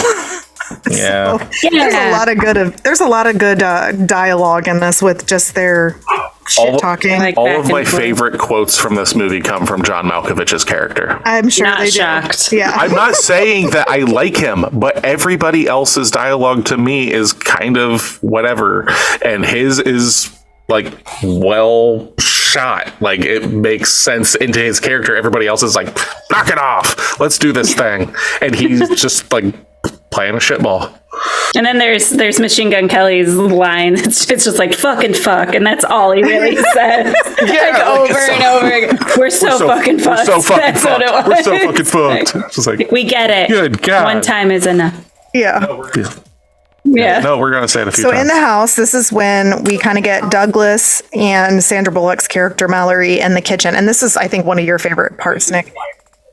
This is the only scene in the past that I like, other than her, Sandra Bullock and her sister. I like all that, but at the house, this is the only scene that I like from all the flashbacks. Yeah, and so they're standing in the kitchen. You can kind of carry this on after I get over this. John Malkovich's character says there's two kinds of people in this world: assholes and the dead.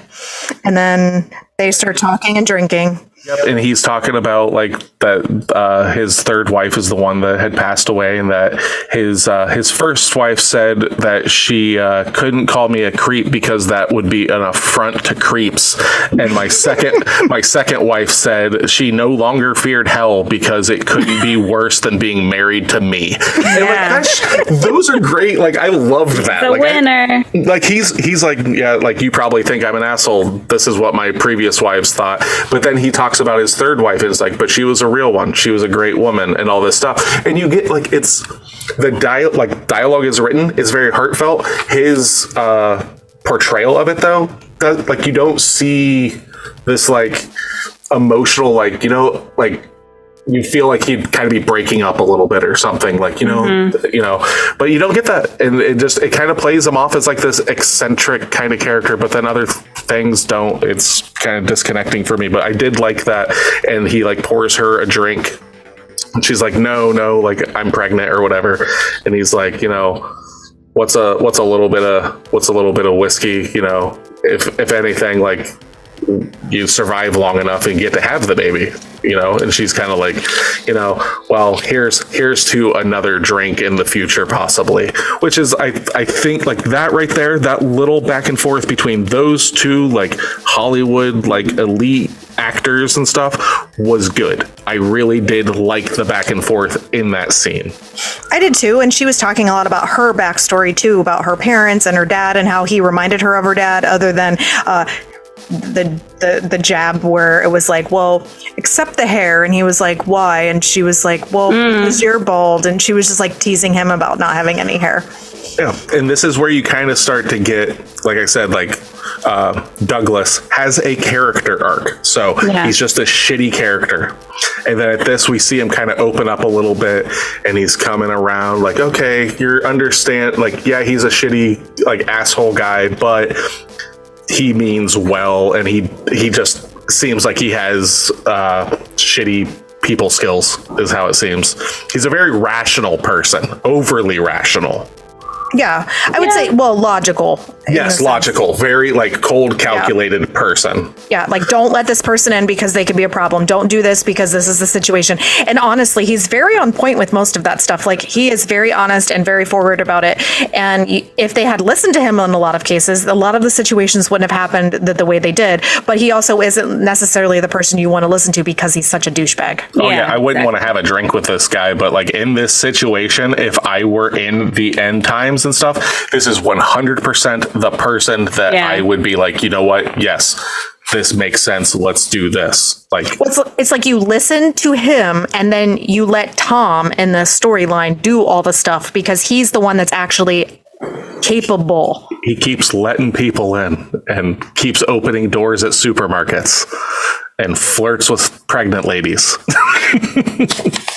But he's the one that drove, and he's the one that's gotten them in certain situations. So, like, he knows what he's doing in that sense. Like, I don't think Douglas's character in this movie kind of necessarily knows what to do. He just knows what the logical thing to do is. So, anyway, now we're done. Sandra takes her sip of whiskey, and then Machine Gun Kelly, this is all I have in my notes, Machine Gun Kelly and the police lady steal the car and leave, which is Lucy and Felix, and there's no fucking reason. No explanation why. So I have this in my notes right at the head. Like, this is the first time I've actually taken just outside notes watching a movie for things that I wanted to bring up.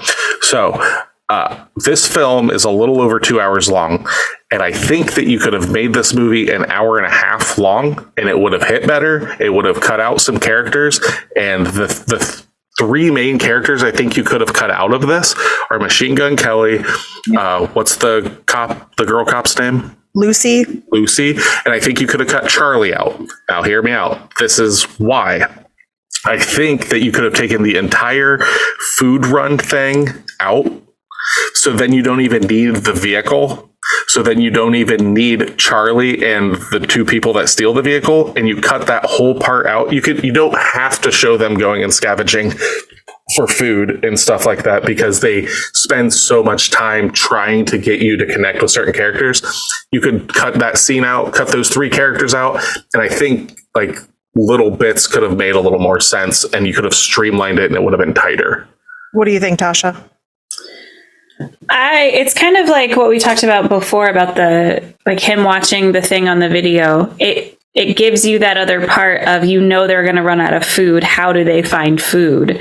So I think for that component, I think it needs to be in there, because just like any post-apocalyptic movie, there's always a food run. But they want to explain the food run for like 20 minutes, but they don't want to give us all the ins and outs of like how things are working or any. Like, that's what I'm saying is like they spend all this time on having a vehicle, getting the vehicle to here, all this stuff. But like at the end of the day, it's just like, oh, that was a huge chunk of the movie that.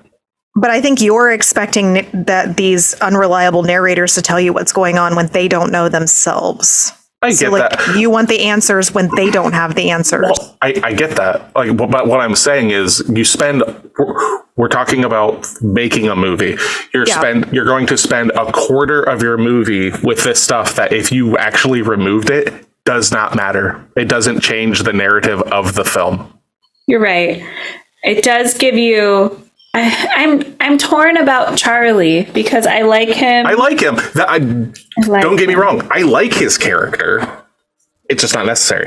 He's another one that I wonder if he has a bigger role in the book. 100%. Like if he's the one that gives you the backstory of what could possibly be happening, like you said earlier.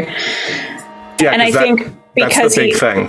Yeah, and I think because he is kind of the outcast, they're picking on him. I think he has like a really heroic death that I think the story would have been better suited as a television series than a movie. I agree with that. Well, I totally agree with that. So yeah, for sure. I think a lot of books are better that way because you miss out on so many details. Yeah, because when they put it in a movie, there's so much character development in this book, and you can tell that they kept a lot of these characters, but they didn't develop them. Yeah, I can't think of one movie that I prefer over the book. Fight Club. I haven't read Fight Club. That's it. Well, I have read a couple books that were a link to the movies, and I've liked them both in their own separate entities, but I don't necessarily think in a lot of cases that the movie's better. Like this is very nerdy, I know this, but I love the Twilight series movies, and I read all the books. They're not the same, but they're very similar. Mm-hmm. But I don't go, wow, I didn't like that because the book was better. I actually think that they are both good in their own separates, but most of the time, yeah, the book is always almost better. Yeah. I mean, I'm like that with Harry Potter. I like the Harry Potter movies, but I'll always prefer the book. And then there are some other things that are just like The Road is something that I kind of keep hearkening back to with this movie. I love the book. I don't care for the movie. See, I've never read the book. I like the movie a lot, though. Yeah, so I wonder if I read the book first, if this would be a book that's in my like genre. Yeah, if that makes sense. See, mine you guys talk about like Twilight and liking them for their things. You're talking about Harry Potter. Mine's the Bible. Like the Bible does. Yeah, Jesus. Sure Jesus indeed. Sure. Jesus indeed. Like No. Okay. That was better? No. Good try, honey. All right. Anyway. So we're back to 24 hours later on the river. Yeah. Okay. Yeah. And they are currently... They're a few hours from their destination. And the boat bumps a truck, and the boy falls out. And I literally, at this point, audibly just went, oh, fuck. Yeah. Because, again, all of this stuff is way more interesting to me, and I'm having reactions to this stuff. Yeah. Yeah, and then they lose the food and their blankets, and they need that in order to have, like, their meetings, and obviously to survive. So that was kind of a moment. She then takes the boat to shore, and in a stern way just is like, do not leave this boat. And Sandra Bullock, I thought this was pretty genius. I liked this a lot. She had like a reel on her belt, and she used that to tie to the boat, and then she's going off into this forest because she hears wooden wind chimes, and she begins to follow the sound. She ends up getting to the end of her rope, and that's inside of this like almost barracksy kind of building. Yeah, that's kind of what it feels like. And or like a camp or something, maybe. Yeah. And I'm just at this point, I'm like, is she here looking for people or something? And then it turns out she's actually gathering up old blankets and stuff here to start making her way back. And it's at this time that we cut back to the kids have gotten out from under the blankets. And the girl is standing up in the boat with the birds. And I'm just going, these fucking kids, God damn it. Yeah. And something passes outside the door where Mallory's character is, and it kind of knocks her reel off this bed, and then it catches the rope and pulls a bunk into the door.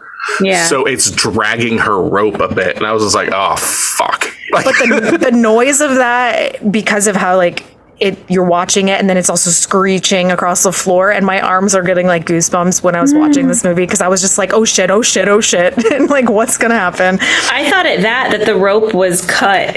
Oh. I thought something had happened to that. It was pulled and snapped, and there wasn't a way for her to get back. Oh, that's where my head went. That would have been really good, which we kind of get that kind of feel later on in the film. But at that moment, I like that. Yeah, and then so the little girl then ties a rope around her waist to leave the boat with her blindfold on to go find Mallory, because she hears something and she's like, Mallory's not okay, or something like that. Yeah. And she gets out, and then you see her get swept up.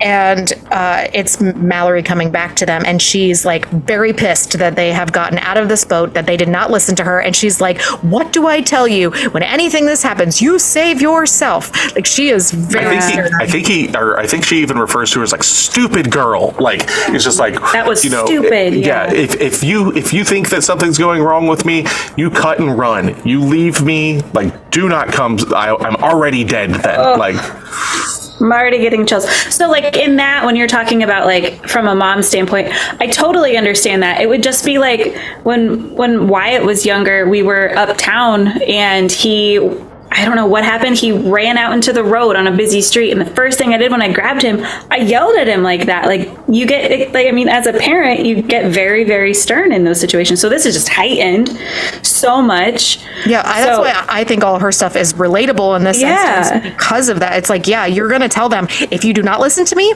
you are going to die. And I don't want you to die. So you better fucking listen to me. Yeah. Now come here and give me a hug. That's the part that was missed. Yes. Yes. But the look on the little girl's face at that point just broke me. I was so sad for her. I then have in my notes, 5 years ago, again, boo. Like, literally, while watching this film, I'm like, all right, cool, we're back at this time. And then it's like, back to the house, and I was like, God damn it. Well, it's like a really quick blip in this one. This one was kind of weird, because it was like, we get them, it's Tom and Mallory's characters. They're like sitting in the living room. They're talking about him being deployed. So you kind of learn about his backstory at this point. And he just starts about his family and maybe his sister in this one. I know we talked about it in the supermarket. So. It's mostly just an exposition dump flashback. Yeah. It's like, hey, this is Tom's backstory, and then we come back. Like, that's it. Yeah. It's like, well, and then she does take a step that you don't see her do up until this point, and she is opening up to this character, is that she takes his hand because she's feeling for him and his story, and she places it on her belly. Oh, yeah. And so he can feel the baby, because he's telling the story about when he was in the military. There was this guy that would take his kids to school every single day, and they would follow him or whatever. And he was talking about, why I'm thinking about, like, I'm hoping this guy's still taking his kid to and from school, and like what their conditions were when they were there. And there's like this like very sweet component to that. Yeah, this part of the movie is real. It was hard to take notes, because we get this 5 years ago, exposition dump. Then we jump to 28 hours on the river. cuts to her just going, "Can anybody hear me?" on the walkie-talkie. Back to 5 years later. I'm just like, what the fuck? The editing in this film with like how it makes sense if it were a little sparser, but they just like are like now and over here, now over here, now over here, and it's just like it doesn't. But they cut it cleanly in the sense that you know where you're at, so you're not questioning where you're at. One is Sandra Bullock with a fucking thing over her eyes with 2 kids on a boat. The rest is in a house. Yeah, but the thing is, this one, when it goes from 28 hours on the river and then she's trying to talk to somebody, nobody replies. It jumps to her on a same type of thing in a house, trying to get somebody to talk to her. But is it not like this is what I'm talking about though? So we jump back, like, so it's the exposition dump to nowadays to back to that. Why couldn't we just take that exposition dump and just tie it into this other time that we come back? Like, it's a lot of that, like, we're just jumping. And it's like, you don't have to jump every single other line because it feels like that at this point in the movie. Like, but I wonder if it's in a book like that. It could be. It doesn't mean you have to follow it like exactly. Yeah. It felt like, oh God, we're here. Oh, now we're back. Oh, now we're here. It just felt like that, very jumbled. But yeah, we get the walkie-talkie stuff, and 5 years ago, again, pregnant lady lets dude in the house out of nowhere in. Yeah. Mr. Gary. That was a bad idea. Yeah, so basically Gary doesn't break in the house. Olympia lets Gary in because he's banging on the door, and I think it was in the middle of the night. Yes, and everyone's sleeping when this happens. Yeah, and so he comes in, and then they're like holding guns on him and stuff. Well, yeah, because he comes in out like he is in the house before everyone gets there. Like, she lets him in, and that's when people are like waking up. It's like, wait, what the fuck's going on?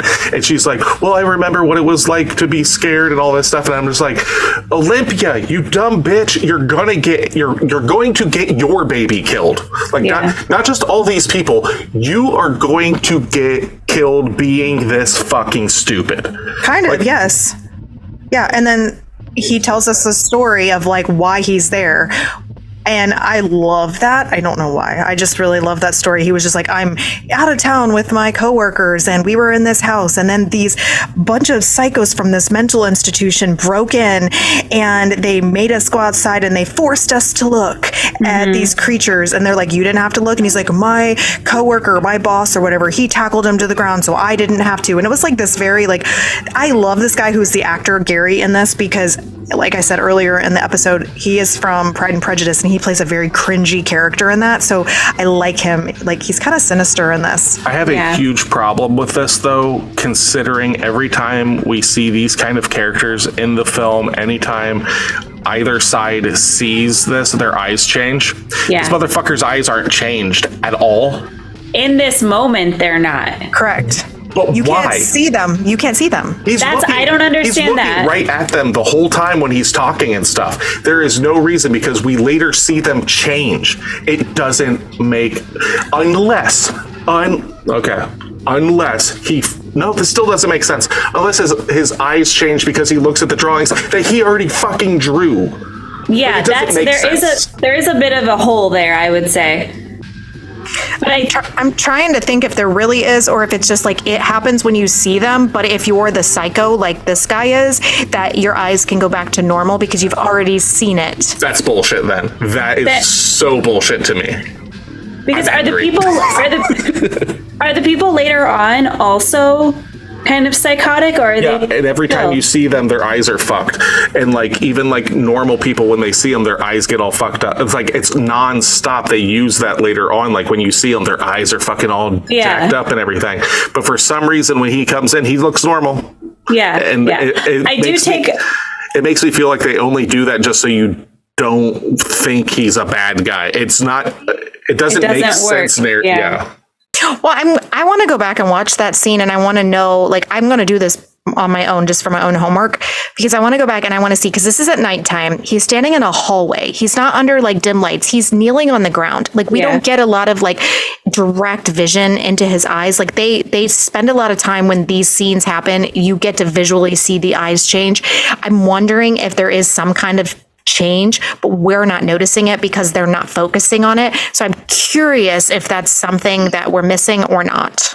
We also don't know if he's the one that drew the pictures. He had the book of them, but He begins to draw them. after he looks at them, Okay. If that's the it's thing. dicey. I'm not saying it's- that's it's, if that's how it works, I guess I'll buy it, but it's not to me it as portrayed in the film, it does not work.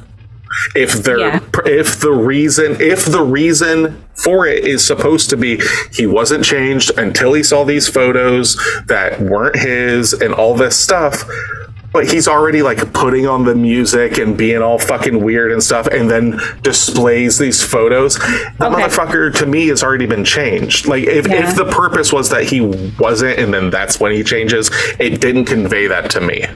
Yeah, I don't. That's a hard one. Like I said, I'd have to look at the eyes, and maybe we're just missing something, or maybe they just completely fucked up that storyline. Like I don't know, but that is a good point. But yeah, he comes in, and Douglas pulls out the gun on him and is like, he doesn't want them in this house, and rightfully so. Like this lady just fucking lets him in the middle of the night after they've already seen like the psycho dude fucking kill Charlie. Like they know this happens, and so the old lady ends up hitting Douglas over the back of the head with a pot, and he basically goes down, and they lock his ass in the garage because the car is missing now, and he's still safe in there, but it's to keep him away from everybody because he's now supposedly a danger. He hasn't done anything wrong. To put him out there, like they knock him out and drag him out to the garage.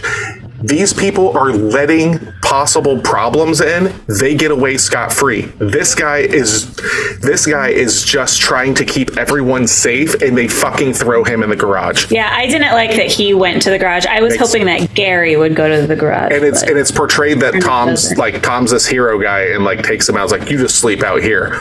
Why? He's trying to save everybody. It's not like he's shooting the gun at people or something like that. I think this is the difference between kill or be killed. Like, it's the concept of like everybody else has this empathy for all these people, like the Olympia character did, and then you have the realist, and the realist is like, don't you fucking do this shit. And then you have the people who are just like living in La La Land that are like, oh, everybody's our friend, and we're just going to be so nice and loving and help and just take care of them, and then you see what fucking happens. See, this is where being a misanthrope makes you a survivalist, because it's like, fuck these people, they're all like, unless it's like connected to me somehow, you're not coming fucking in here. You better be bursting through the windows to get in here, because otherwise, I'm sorry, I know it makes me heartless, you're gonna sit out there and die, because I can't jeopardize the safety of these people, and these people keep jeopardizing the safety of everyone around them, and that's okay. Yeah. Well, and then this is when we got Olympia sitting on a bed after this, and they're just sitting there, and she's talking to Mallory's character about how she is self-proclaimed spoiled, and everybody's taking care of everything for her, and she's soft. And we already know this, so I don't know why they're explaining this to us, because we've already kind of gathered this as characters.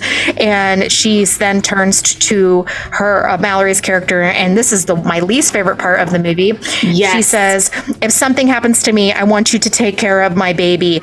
And I'm just like, stop fucking foreshadowing shit. And also, why would you tell the pregnant woman who already has to take care of her own child to then take care of another child? At least spread the wealth. Hate this character. I think it's at this point I have in my notes in all caps, I want all these people to die already.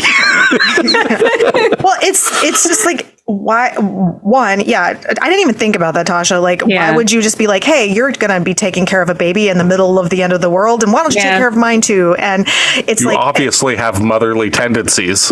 Right. Yeah, exactly. Yeah. And so that happens, and then Mallory has gotten her this little Hello Kitty plushie keychain from the store and puts it in a little bag and gives it to her. And that was probably another character pop for her, because like we got the sister part and then the belly touching part, and so we're kind of seeing a little bit more of her humanity, I guess, as a character, where she recognizes that this girl is very soft and this is just not meant for her. Yeah. And in this movie, Mallory comes out and is basically like, I was raised by wolves. Essentially, she says that. So like, she does say that in the movie. So like, this poor girl, she's trying to empathize and be caring in her own weird way. And it pays off for me in that scene for that. But then Olympia hugs her, and then we're back on the river, 38 hours on. Yep, and Mallory tells the kids that they are about to hit the rapids, and basically lays it on them that one of the kids is going to have to look to be able to direct her where to turn. So one of the kids is going to have to unveil their eyes so they can see what's coming up.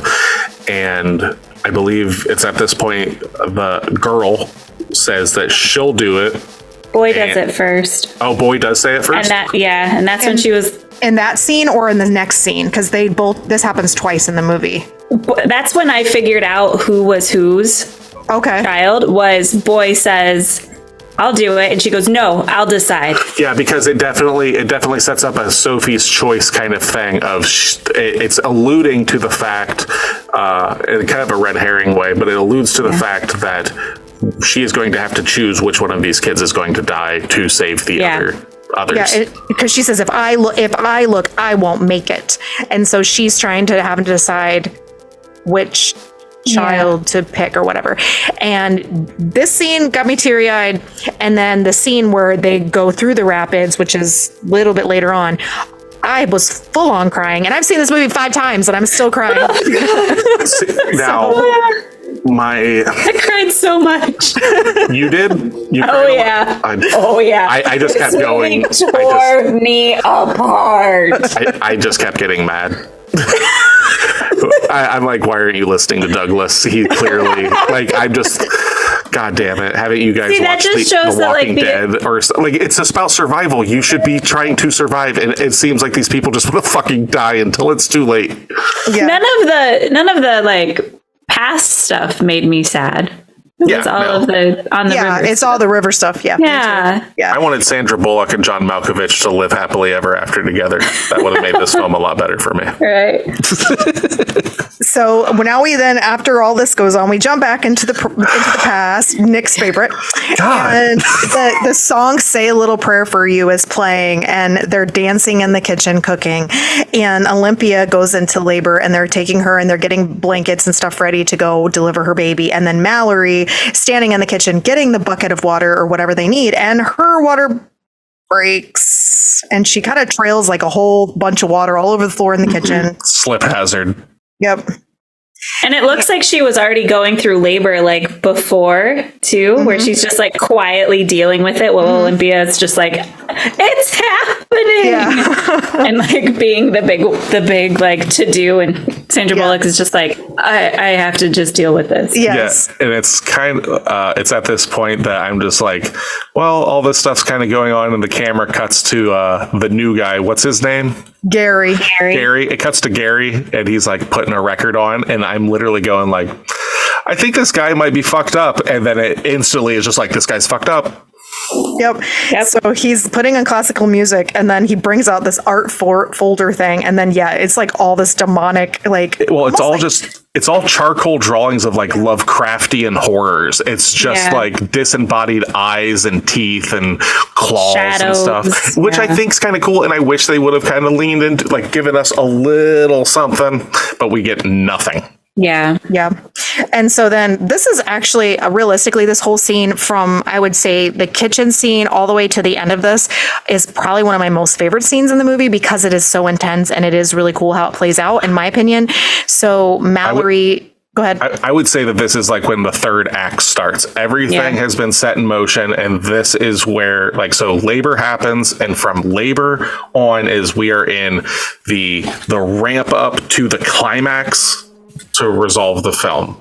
Yeah, I would say so. And so Mallory has the baby first because her water had broken, and she was actually due before Olympia was too. So she has a boy, and then Olympia's on the floor basically having her baby, and Gary takes the birds during this time and puts them in the freezer and starts to open all the windows in the house, taking everything down. So calmly. All while John Malkovich is what the fuck are you doing? Because he's locked in the garage, but he can see him. He's what the fuck? Why are you doing? What are you doing with those birds and stuff like that? And realistically, Malkovich could have just broke open that glass and unlock the door. Like Well, seeing I that. think he eventually does. We just don't see it on camera because he gets out somehow and we don't see that. That's because Gary opens the garage door on him, and you hear the shit in the distance. That's right. So at this point now, Tom is addressing or seeing all this stuff or whatever's going on, and Gary hits him over the back of the head with a can. And then Gary, that's when we see Gary's messed up eyes. That's when we legitimately get that zeroed in on. And then he opens the garage door on Douglas's character. And the woman is kneeling next in the next scene. She's kneeling there with the scissors, helping Olympia deliver her baby, cutting the umbilical cord with the scissors. So the scissors have entered the chat. These scissors are being used for the to cut. There might need to be an episiotomy done with some kitchen shears. Like, there's a reason. Like cutting the umbilical cord, cutting like all of these things. They're using what they have at the ready. Yep. And so Gary gets to the top of the stairs. This scene is so fucking creepy. So he's like, "Hello, you look so beautiful." And he's talking to these women who just had babies. And Sandra Bullock's character says, "What's going on downstairs?" And Gary wants to see the babies. He doesn't answer her. He just, "Let me see yours." "Ah, yes, so beautiful." "Let me see your baby." Walks over, looks at him. "Ah, yes, so beautiful." And then he goes and opens the motherfucking windows. And I'm just like, I cannot believe this is happening. The first time I saw this movie, I was just like gasping at this. And then I love this scene so much. It's so fucked up. But, and then Olympia, she looks. Well, when he's ripping the stuff off the windows and opening them, he's just like, "Show this to the babies. Look at this. Show this. Show the babies." You know. Yep, it's so fucked up. And so Olympia, she sees, and you watch her eyes change again. And this part did make me cry. This was the only part in the flashbacks that actually really, really got me in the sense of like emotionally.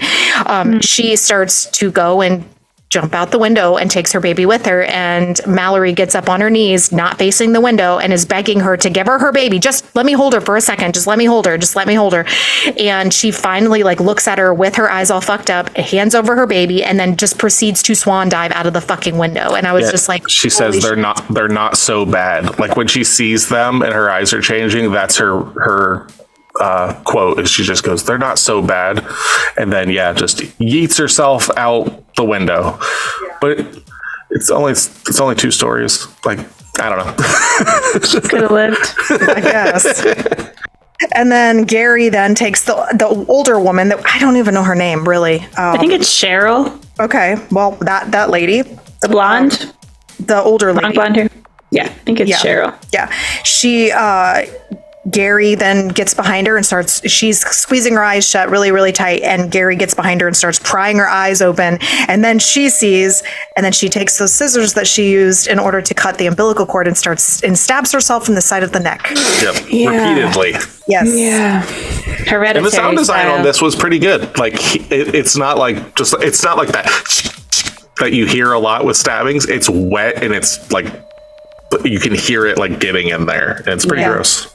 It was. And then he's just standing there loving all of this. And Douglas has now gotten free and gotten in the house. And he has a shotgun, but his eyes are closed. And he comes to save them, which this is where his story arc kind of like hits. Not yet, because we cut to Sandra Bullock under the blanket with the 2 babies. And Gary, is that his name? The bad guy? Yeah. Gary is just like, "Give me," in this weird, like, creepy way, he's like, "Give me the kids or I will take them." Like, because he's going to show these kids the thing and kill these kids. Yep. It's super creepy. That's when Malkovich re-enters the chat with his shotgun. Yep. And he shoots Gary on the shoulder, but without looking. He just like fucking unloads him and gets him in the shoulder. And Gary's pissed off because he fucking shot him in the shoulder. Yeah, right. Deservedly so. Yeah. And he tackles Douglas over like this, like there's like this wall of like through a banister. Yeah, that's what it is. And they fall to the first floor and with the scissors, and he impales them in Douglas's chest. Yeah, so they fall to the ground, are worse for wear, and he gathers up the scissors and stabs Douglas 2 times in the chest, and we get the full character arc of the Scissors helping birth these children, now killing Grandma Time upstairs, and then killing the real OG Douglas. And Yes. And Gary says at this moment, I'm sorry you didn't get to see. Yeah.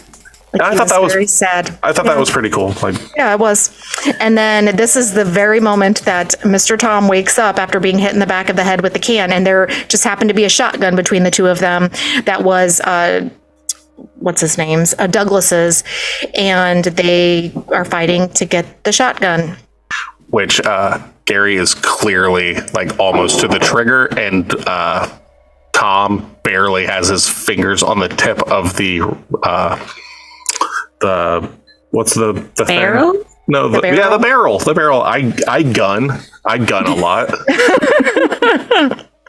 You're doing great. So we don't see what happens with them. We don't see the scuffle. We don't see exactly what plays out. We hear a shot, and then magically we have a guy upstairs with Mallory and the two babies, and he's helping them. And it ends up being that, Tom's there, he's our savior, and Mr. Gary is now dead. And so basically the only people we have left are the four of them, the two babies, Tom, and Sandra Bullock's character, because everybody else has succumbed to the things outside, mostly, other than poor Douglas. And we cut back to current times. And Sandra it basically cuts back to 5 years later. So it's right before we've actually seen the movie. So we're in this small little gap of before the opening scene of the movie, but 5 years after the children being born. So their 5th birthday, and Mallory is teaching the kids how to click rocks, kind of not necessarily using echolocation, but I think that's kind of what she's teaching them, like clicking them to hear the sound bouncing and stuff. Mm-hmm. And up until like I really found out who Tom was after his exposition dump about being in Iraq and stuff, I just referred to him as Iraq dude from this point forward. And he's on the radio trying to get help, and Mallory is looting a house, and some cars pull up Tokyo Drift style. Yeah. They do. And I gave this movie an extra boost of points because the person that Tom is talking to on the radio at this time, I thought it was Nick Offerman. For a minute. I was like, oh fuck, yeah, Nick Offerman's in this. Okay, I'll give this movie an extra half point for this. And so she is out there getting stuff out of a house with her little. I think she's still attached to that reel, right? Yep, she's using the reel. She's using the reel still, and like he said, that Nick said that the cars drive up, and she grabs a negligee when she's there because it's in somewhere, and she decides to stuff that in her bag, and she goes back to the house. And I don't have a whole lot of notes here other than that she gets back. They go through what she has. They have naughty time. They talk about someone's over the. I call it the CB. It's a shortwave radio. Okay, so I don't know exactly what. It's the same kind of radio that we saw in The Strangers that gets hit with an axe and stuff like that. Yeah, it's similar to a CB. Yeah. Okay. So he starts talking to her about the safe place, and they are talking to them, I think, actually on there, and they're telling him where to go. Yes. And you have to see clearly, and you have to look because of the rapids. Because one of them was mad that they mentioned that there were 4 of them, and I can't remember who it was, but it was like, don't say too much. Yes. Yeah, Sandra Bullock's basically like, don't fucking tell them they're kids. Just say there's 4 people. Yeah. And we find it because it's like, if they were kids, they wouldn't have told them to go down the rapids because it's so bad. The guy on the radio, his name is Rick, and that's who they're talking to, Rick. Yes. And he'll say, and he's talking about, you'll hear the birds, and then a small embankment to a wall. And that's where you'll find, and then it kind of cuts out. So, when this is all going on, I've got where Sandra Bullock says her catchphrase. You don't think I know that, when she's talking to, Tom, because it's at this point I realize that Sandra Bullock, I think, says that in every movie she's in. You don't think I know that? So that's her new catchphrase, I feel like. I checked out a little bit at this point. I think Yeah, this was like, like the I've got a lot- the most boring part. I've got a lot of notes and stuff here, but yeah, it's basically just trying to show you at this point like that her and Tom have a relationship, but it's not showing her being motherly. It's showing Tom being motherly and her being very Douglas-like, very as it's alluded to kind of previously, kind of like her dad, maybe. Yeah.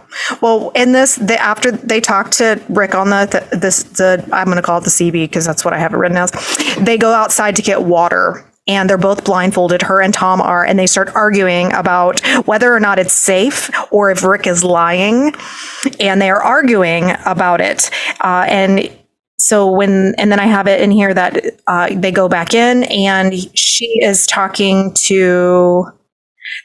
Or Tom's talking to the kids and trying to give them hope. I think this is when he's telling them that story about climbing and This is where I've got like dude is about hope and Sandra Bullock is about survival. Mm-hmm. Yes. Yeah. And then she basically cuts off their story, doesn't let him finish. And she's, again, gets in a fight with Tom in this and says, they are never going to climb trees. They are never going to have friends.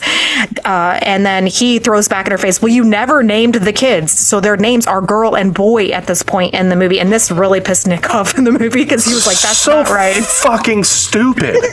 It's so fucking dumb. What part? The fact that she names them boy and girl. I don't think it's stupid. You don't think it's fucking stupid that she's... No. Hear me out. Okay. Because she cannot be attached.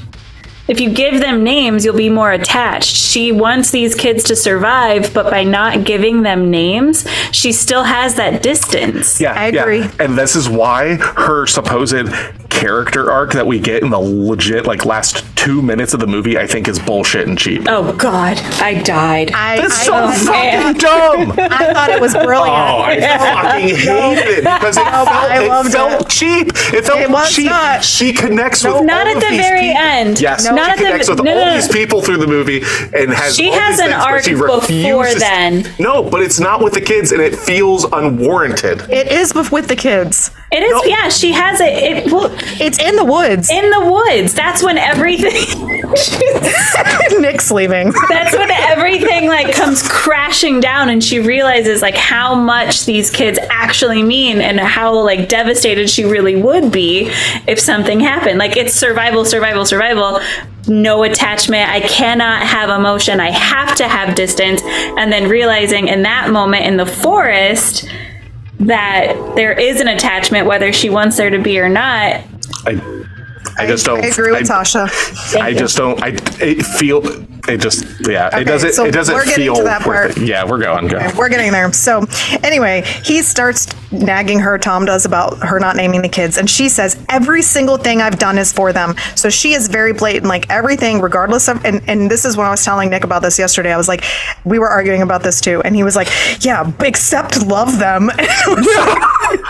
In her own way, she is. I agree. At a distance. I agree.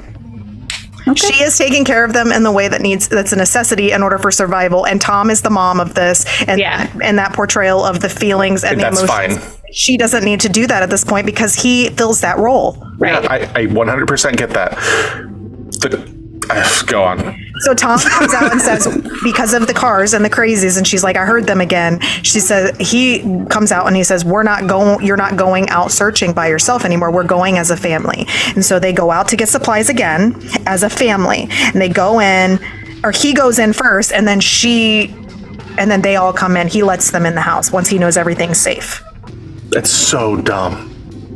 Tom is so fucking dumb. Like, yeah, I don't necessarily like how this happened. Why would you bring the kids? I don't care. Like, I'll go, you stay with the kids, or vice versa. You don't fucking take the kids when you know how fucking horrible it is out here. I think I agree with that, but I also kind of understand his point of view. I think his point of view is like, if we stick together, if something happens, we can all go and we can escape together. And this way you're not stuck at home if they show up at the house and it's just the two of the kids and you. And so if we're all together, then we can protect each other together. I understand that there's like a problem with that at the same point, but I kind of get it at the same time. I have a problem with Tom just repeatedly doing dumb shit because he's hopeful it's going to work out, and it never fucking does. Well, it kind of does, because this scene works out not for him, but it works out for everybody else. Yeah, but it didn't have to be this way at all.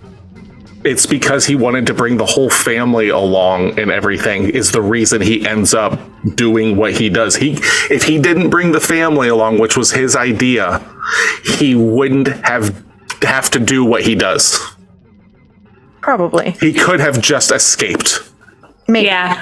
And I saw it as like the kids could have easily hid in the house, like not come. Yeah. They could go, whatever. One could be lookout, whatever. But clearly that's not what happened. No. So then they find Pop-Tarts in the kitchen, and they're finding medicines or whatever they're Strawberry Pop-Tarts, Strawberry Pop-Tarts, very specific. One of the best. And Mallory is apologizing to Tom in the kitchen about the fight that they had. And I thought that was also very big of her, because she's recognizing her faults in what she's done and apologizing for their fight. So then at this point, the kids are finding like a little area in this house that they're raiding that has a bunch of little toys, and they're just kind of hanging out. And they go down, and all of them share a Pop-Tart. And you hear the cars, or before you hear that, they're talking about how this is real strawberry. This is what strawberry tastes like. It does 100%. Like. Right. Yeah. Straight up, Smucker's jelly tastes exactly like strawberries. Straight up. There you go. And so then that's when we hear the cars again, and they show up, and they're like, "Is anybody home?" And they throw shit through the windows and break in. Yes, They could have been doing that everywhere the entire movie. yes. Yes. So. But these people are also like, they're already blinded. Like, they're like, I don't even know how they're like the disciples of whatever's happening. So maybe they don't need to break in and get food. Maybe no, I'm saying they could break in and get anyone anywhere all the time. There's no reason that, like, go ahead. Sorry. I think they are doing that now. Before, when we were looking at the past, we're not very far into this all happening. And I think that's what's now happening. Like the guy in the boat, and now these guys in the cars, and they're now taking over that. And they're now basically being like groups of people that are going out and creating this havoc or whatever it is in order to make them see, basically to kill people. Yeah. So Tom tells her to go back to the house, and if he doesn't come back in 15 minutes, to take the kids in the boat and get the fuck out of here. Stop real quick. Say that whole thing again. Don't talk and flip your thing, because I can't cut that out when you're... Yeah. Sorry. So this is the part where Tom comes to her after he sees the people outside and they're calling to them. And he says, go back to the house, take the kids with you. And if I'm not there in 15 minutes, take the kids and get the fuck out of here and get on that boat and go find Rick or whatever it is. Like, go to that place that they were talking about. And they say goodbye, and it's very emotional a little bit. And they say that they love each other. And he gives her his necklace that I want to say the guy in the story in the military earlier in the movie had given him when he left, was it Iraq? I think it was. And then Tom does what Tom does, and he goes out and he faces the crazies, and he shoots 3 of them with his blindfold on because they make noise. And that was impressive. And then they're coming. What's my sign says? They're coming. They want to hurt you. Crazy guy says, "Oh, they're coming. They want to hurt you." And then he takes the blindfold off and decides. Tom does. Yes. Tom decides to say, "Fuck this." They know my family's alive. They've seen them run off. He knows that he has kids, and he's like, "I'm going to end all these motherfuckers so they can't get to my family." And that's basically what he does. And he goes and he shoots all these guys, and he gets there's the rustling and of the leaves. We start seeing the leaves float. Yep. Yeah, and then there's the shadow, and then Tom's eyes change. And there's only one guy left who's been shot, but he's not dead yet. And he, in his last ditch effort before everything, he kills the guy, and then he kills himself. And the first time I saw this, I teared up big time. This time I did not cry over this. I didn't know. It seemed, like I said, I knew that part was coming. It seems unearned. because of like like I said, they didn't need to do this, and like it's because of his own stupidity of bringing the kids and her along while doing this that he has to do this. And like, so your mourning is unearned. Yeah, it feels like, well, let's try to make this as emotionally impactful as possible. It just feels like he could have gotten killed there and everything, but the fact that it's like he did it to protect her and save her and all this stuff, I'm just like, this guy on the cover of the book, god damn it, no woman will ever love me the way that Sandra Bullock loves Tom. So Mallory and the kids make it back to the house, and she kind of sits on a chair and she has her own mild meltdown and cries over Tom dying, and she decides to leave, and because she knows that he's not coming back. And that is basically then bringing us back to where the beginning of the movie starts. And now you're starting again on the river, and you're jumping to 42 hours on the river. And I have in my notes, thank God we shouldn't get any more flashbacks. Yeah. And so she's talking to the kids about their coming upon the rapids, and both kids offer to look. And Mallory's under this blanket with them, and she's getting choked up because she doesn't know who to decide to look. And she decides nobody's looking, and for everybody to cover their eyes. This is how they're doing it, and to hold on tight. That's what she tells them. Yeah. The look of the little girl, once again, the actress that plays that little girl is phenomenal, because she tugged at my heartstrings so many times. Because when she was just sitting there like, okay, well, I know you're going to pick me, so I'll do it. And then she was just like so sad. Like, I can't believe I just said that. That broke my heart. I got a little teary-eyed on that one. Yeah, it was very sad. And then we hit the rapids, and as expected, it's actually a really well shot scene, and you really get to feel and see like what they're going through and their experience. And I liked that about this.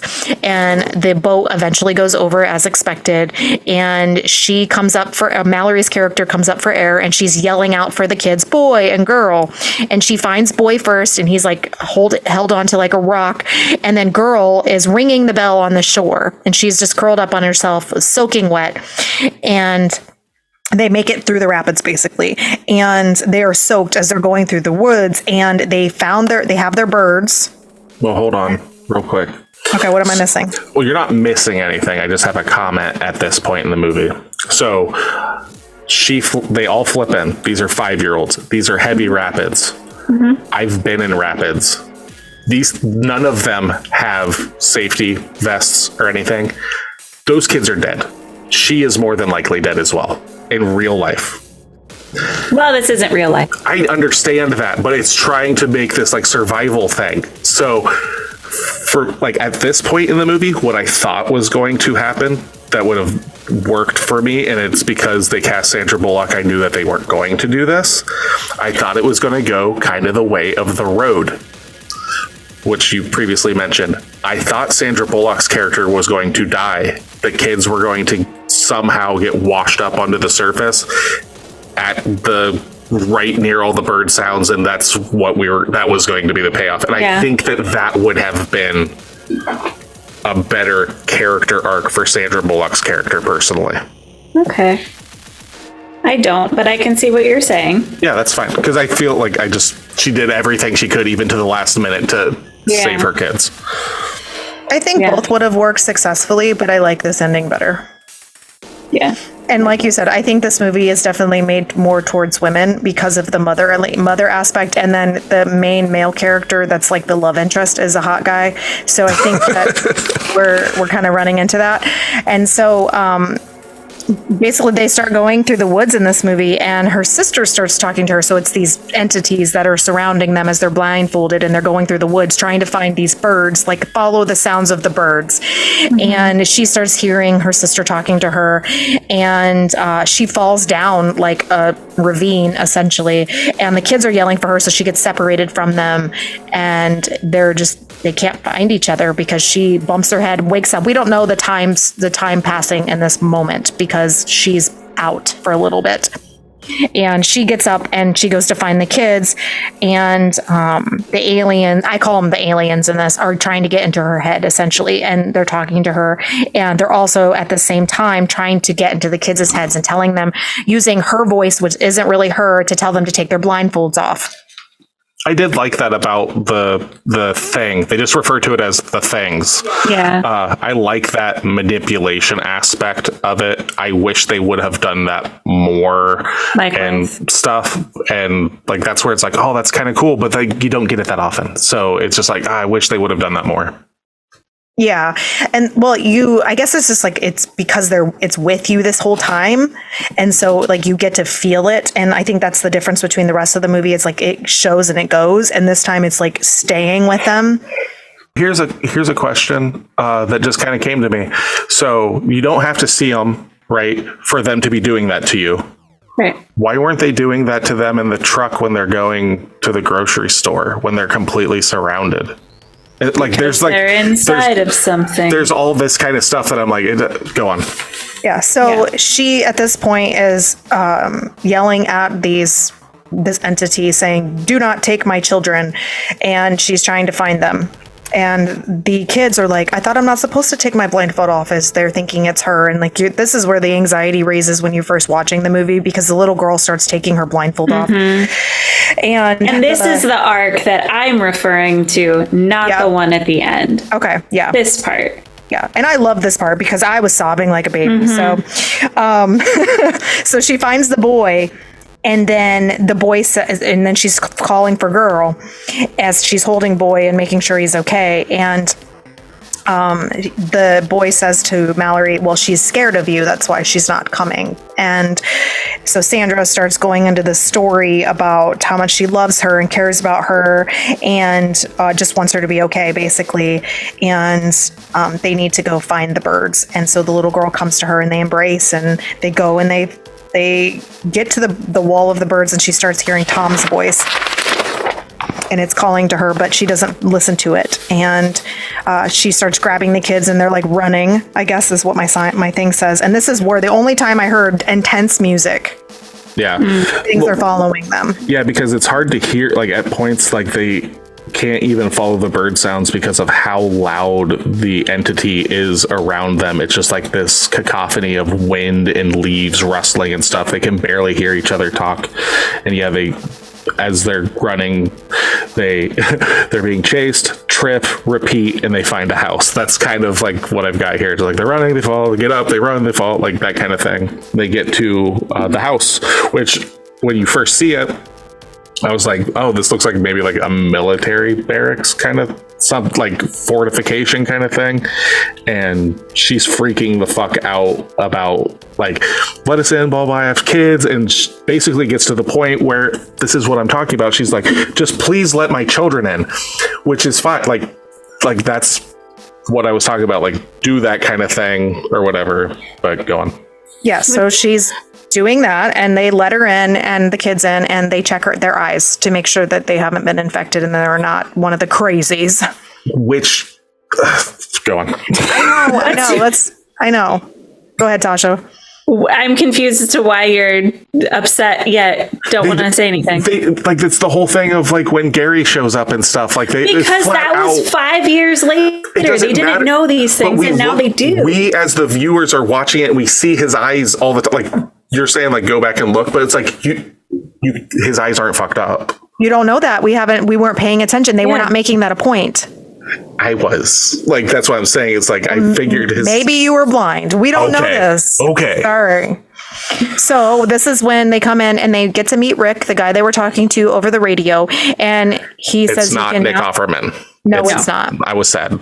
Yes, it's the guy that plays in Constantine as like the preacher in that. Yep, he's in Identity. He's like the guy that's on trial in Identity. He's also in a movie called The Devil's Candy that maybe one day we'll cover. We might cover Identity too, because it's kind of like a thriller horror kind of movie. Mm-hmm. So then he tells them they can take their blindfolds off, and then it cuts to a sign that is at the school for the blind. Yeah, it is Janet Tucker's School for the Blind. Yep, I thought that was really cool, and then I thought that was a good twist. I liked that. I liked that. And there was a lot of people there, but the majority of them are blind, and I liked that a lot. And Rick basically just says, "Go and look around, enjoy your time, or whatever." And then he's like, "I'm going to go get you some dry clothes," which I thought that was really kind. Please just end the movie here. Yeah, I agree.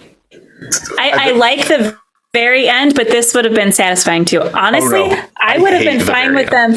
I would have been fine with them ending it at the door of the building, because I was starting to get to the point of there's nothing and it's just going to be hopeless at the end. Yeah. Like, she had that big monologue, which I wish I could remember everything she said to the kids, because I was sobbing uncontrollably at that point about, like, we just have to stay together and blah, blah, blah. Just a ball of tears. So, like, and as they're running, I was going through my head, like, is this actually going to end in any way? Is there really a place? Because you can like you said, you can kind of hear the birds, you kind of can't. And the birds are kind of everywhere. It's not in one direct spot. So, like, I was still going through is this real? Is this not? Oh, it would have been for me, it would have been amazing if it was the entity making bird noises, luring them in. Exactly. That's where my mind went to a point. Mm-hmm. But so then when they saw the door and they knocked, like, once that door opened, that would have been a cool ending too. I agree, because then it would have left it open-ended and you would have had to make your own conclusion. So yeah. I like that. But no, they definitely don't do that in this. And so they decide to let their birds free, because the whole place is like a sanctuary where all the birds are. Yeah, she says, let's let the birds be with their friends, she's saying to the kids. Yeah. At this point, I'm still crying. Yes. And then she's running. This is the part that I hated the most, I think, other than the foreshadowing earlier, was she runs into her old doctor. Yeah, I don't know why that was important. I don't either. Like, she wasn't a big part of this. This is what I'm saying. This is supposed to be like, oh, I knew you back when you weren't motherly, but now you are. Like, this is such a cheap thing for me. I did not like that part. I was just like, why? And it's because of this. It's because of her meeting her and introducing the kids that she then goes on to finally name them. Yes.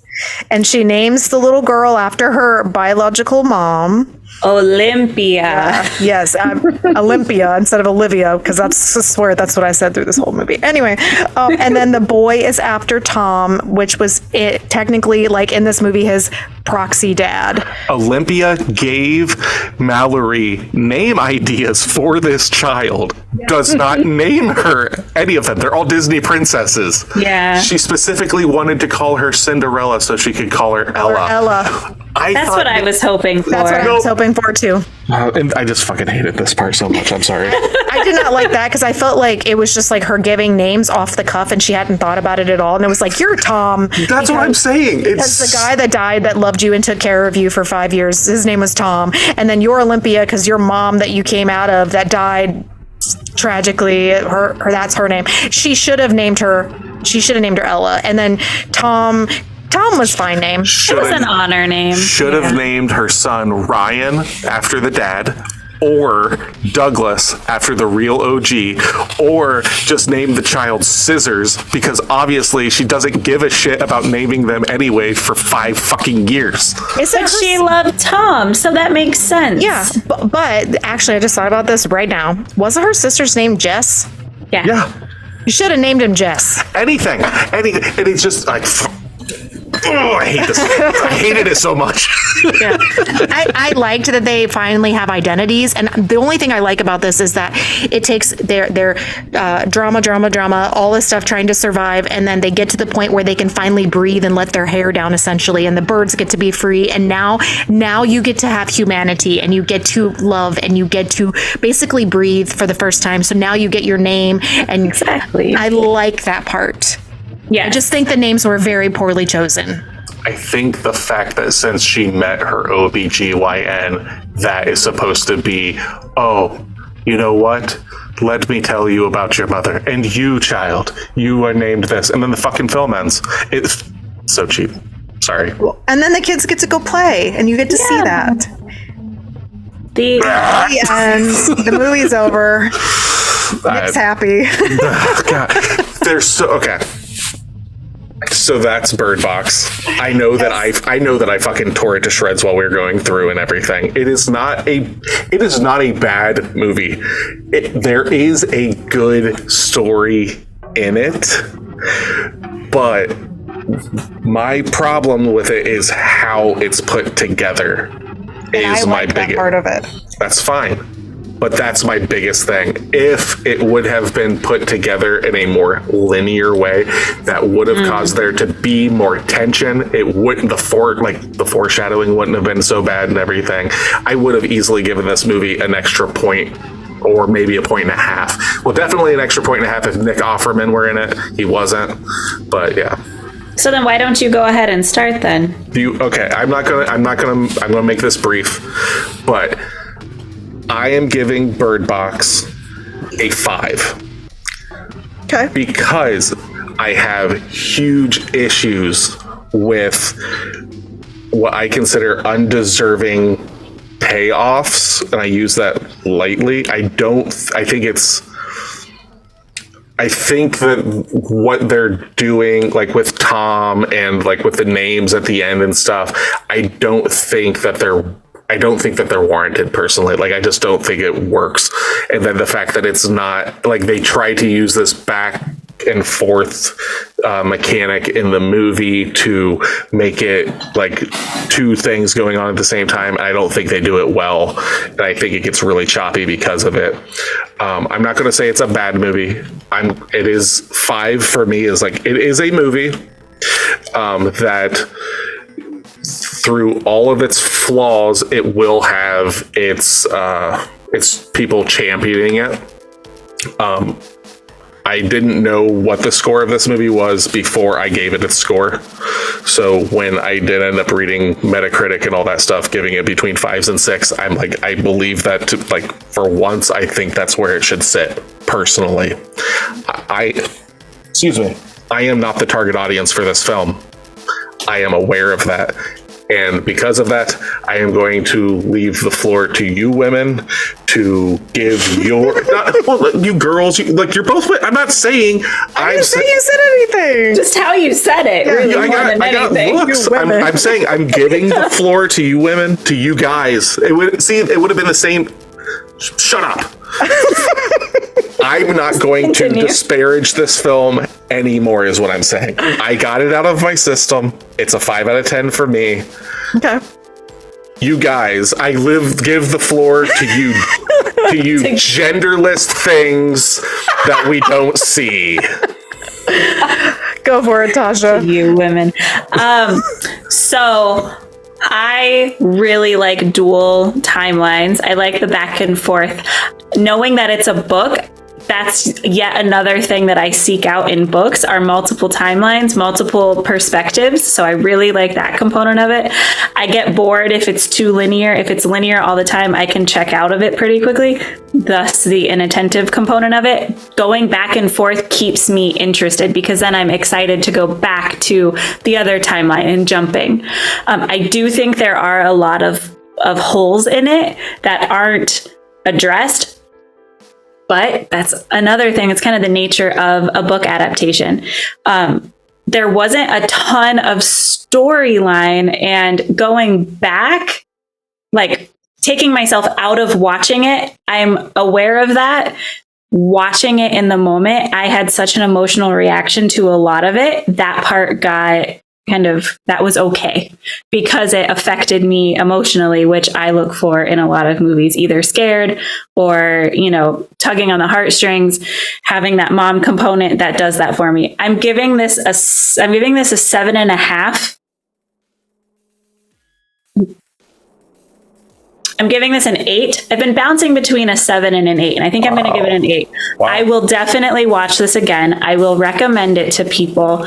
I can look past the plot holes and the bits of where it's not really realistic, because of that huge emotional component that movie gave me, because a lot of movies and books don't do that, which is why I hearken it back to The Road, because The Road is one of my favorite books because of the way it makes me feel. It doesn't make me feel good, but it can evoke that type of emotion that I look for in a lot of things. See, and I think that The Road is like I'm not trying to make this a gender thing. I think The Road is the male version of Bird Box. Oh yeah, it's a dad and a son. How could it not be the male equivalent? Well, I'm saying I connected with Viggo Mortensen's character in that way more. His reasonings for doing things, and in this I didn't. So that's why I'm saying, like, it's not. I tried. It's not for me though. Yeah. Yeah, I think it's because we're talking about a female narrated movie and her lack of emotion and then her overall story and building a plot. So I can see that this movie probably won't hit specifically for men in the same way it's going to hit for women.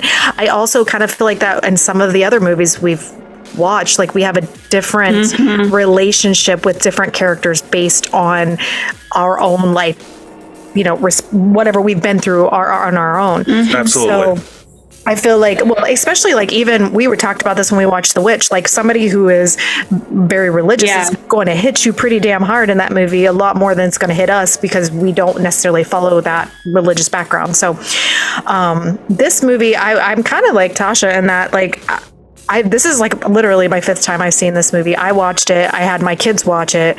And it's a very emotional movie in the sense that it's just so tragic, and that hit me hard. I know that there's some plot holes. I know they don't answer everything, but I actually think that that's okay in the storyline because it's coming from a specific narration standpoint. She doesn't know everything, therefore we don't know everything.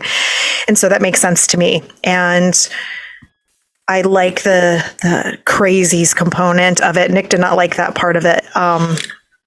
I personally just thought it was kind of disparaging to the mentally ill. Like, yeah, that's a part that I could take or leave. That's another thing. I wonder if it's more brought up in the book. Yeah, I wonder too.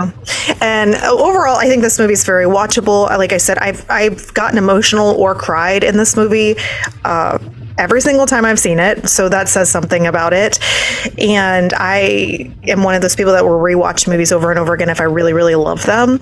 And I don't want to say I really, really love this, but I do like it. I would watch it, you know, once a year or something like that to kind of come back and relive that. This is not a movie that you're going to get a bunch of Easter eggs in. So like we've watched Trick or Treat and we've seen other movies where you're going to get those Easter eggs where you can go back and you'll be like, oh man, I missed this the last time. You don't really do that in this movie. There'll be maybe little blips, like Tom in the beginning of this movie. I didn't realize this the first time I watched it. He's running across the road before we even see him become a character in the movie. So like there's parts of that, but it just hits very emotionally. So I'm going to go with Tasha in this. I was going between a 7 and an 8 for myself. I'm going to go with like a 7.5. I feel like it's very watchable, and I think being a mom, I can relate to this a lot, and what I would do if I was in this situation or think I would do. God, I hope I never have to deal with this, because that's just horrible. But and I like Sandra Bullock, so I liked it. I thought 7.5 is pretty fair. So yeah, that gives us a 20.5 out of 30. So what's that give us for our total scoring? It only gives us a 68. 68. That's what I thought we would be about. It's a pass. It's above 50%. I feel like it would have been higher. Like that's well, I guess that's close to a 7 out of 10. So it's me. It's my fault. Yeah. But like I said, I think that's a fair way though, is, you know, 68%. I think that's, you know, for as much as you guys like it and as much as I don't like, I won't watch this again, personally. But it doesn't mean that if somebody is looking for something a little new that they haven't seen or are just trying to dip their toes, like this is like horror light. It's more in the sci-fi thriller, dystopian, post-apocalyptic, but it straight up does have elements of horror in it. Like, I would not say this is not a horror film, so that's why we're covering it. Like, it still does, like, it's not like a horrifying movie. Like, if I would have like tooled with it, it would have been super depressing. And they still give you that glimmer of hope at the end of it and everything like that, which I'm not a fan of. But that's me. I like my films being downers and stuff like that at times. So yeah, the suicide component of this movie as a whole is just really that's the downer. That's the downer through the film. It's intense, like because of the amount of times you see this, especially in the beginning of the film. Like that's your opener almost. It's like you're being thrust into this world, and if I do think that because some people have been through bad situations like that in their lives where people have died in tragic ways, if that is a trigger for you, you should not watch this movie because it is. It definitely hits on that hard. Well, and also, if you are having those thoughts, reach out to somebody. And there are people and family members that do care about you and stuff. I have a history of depression, severe depression and anxiety and stuff like that. I have been there, and there is always help. So with that being part of the film and stuff, if you're like that, there's... And I'm a pessimist, but there's always help. There's always people. So, but that's our reviews of it, giving it a 68%, and now it's on to movie club. So for next week's episode, we will be covering. Look around. Is everybody ready? The movie is. I know Tasha loves it when I do this. The movie is Hush. Oh. The movie's Hush. Okay. So for our next episode, we will be covering the movie Hush. Okay, I've never seen that, so this was interesting. This is another Mike Flanagan joint. This is a Tasha movie. Okay. This is a Tasha movie, yep. She picked this one. So for Pot of the Dead, I am Nicholas. I am Natasha. And come listen to us. Or else.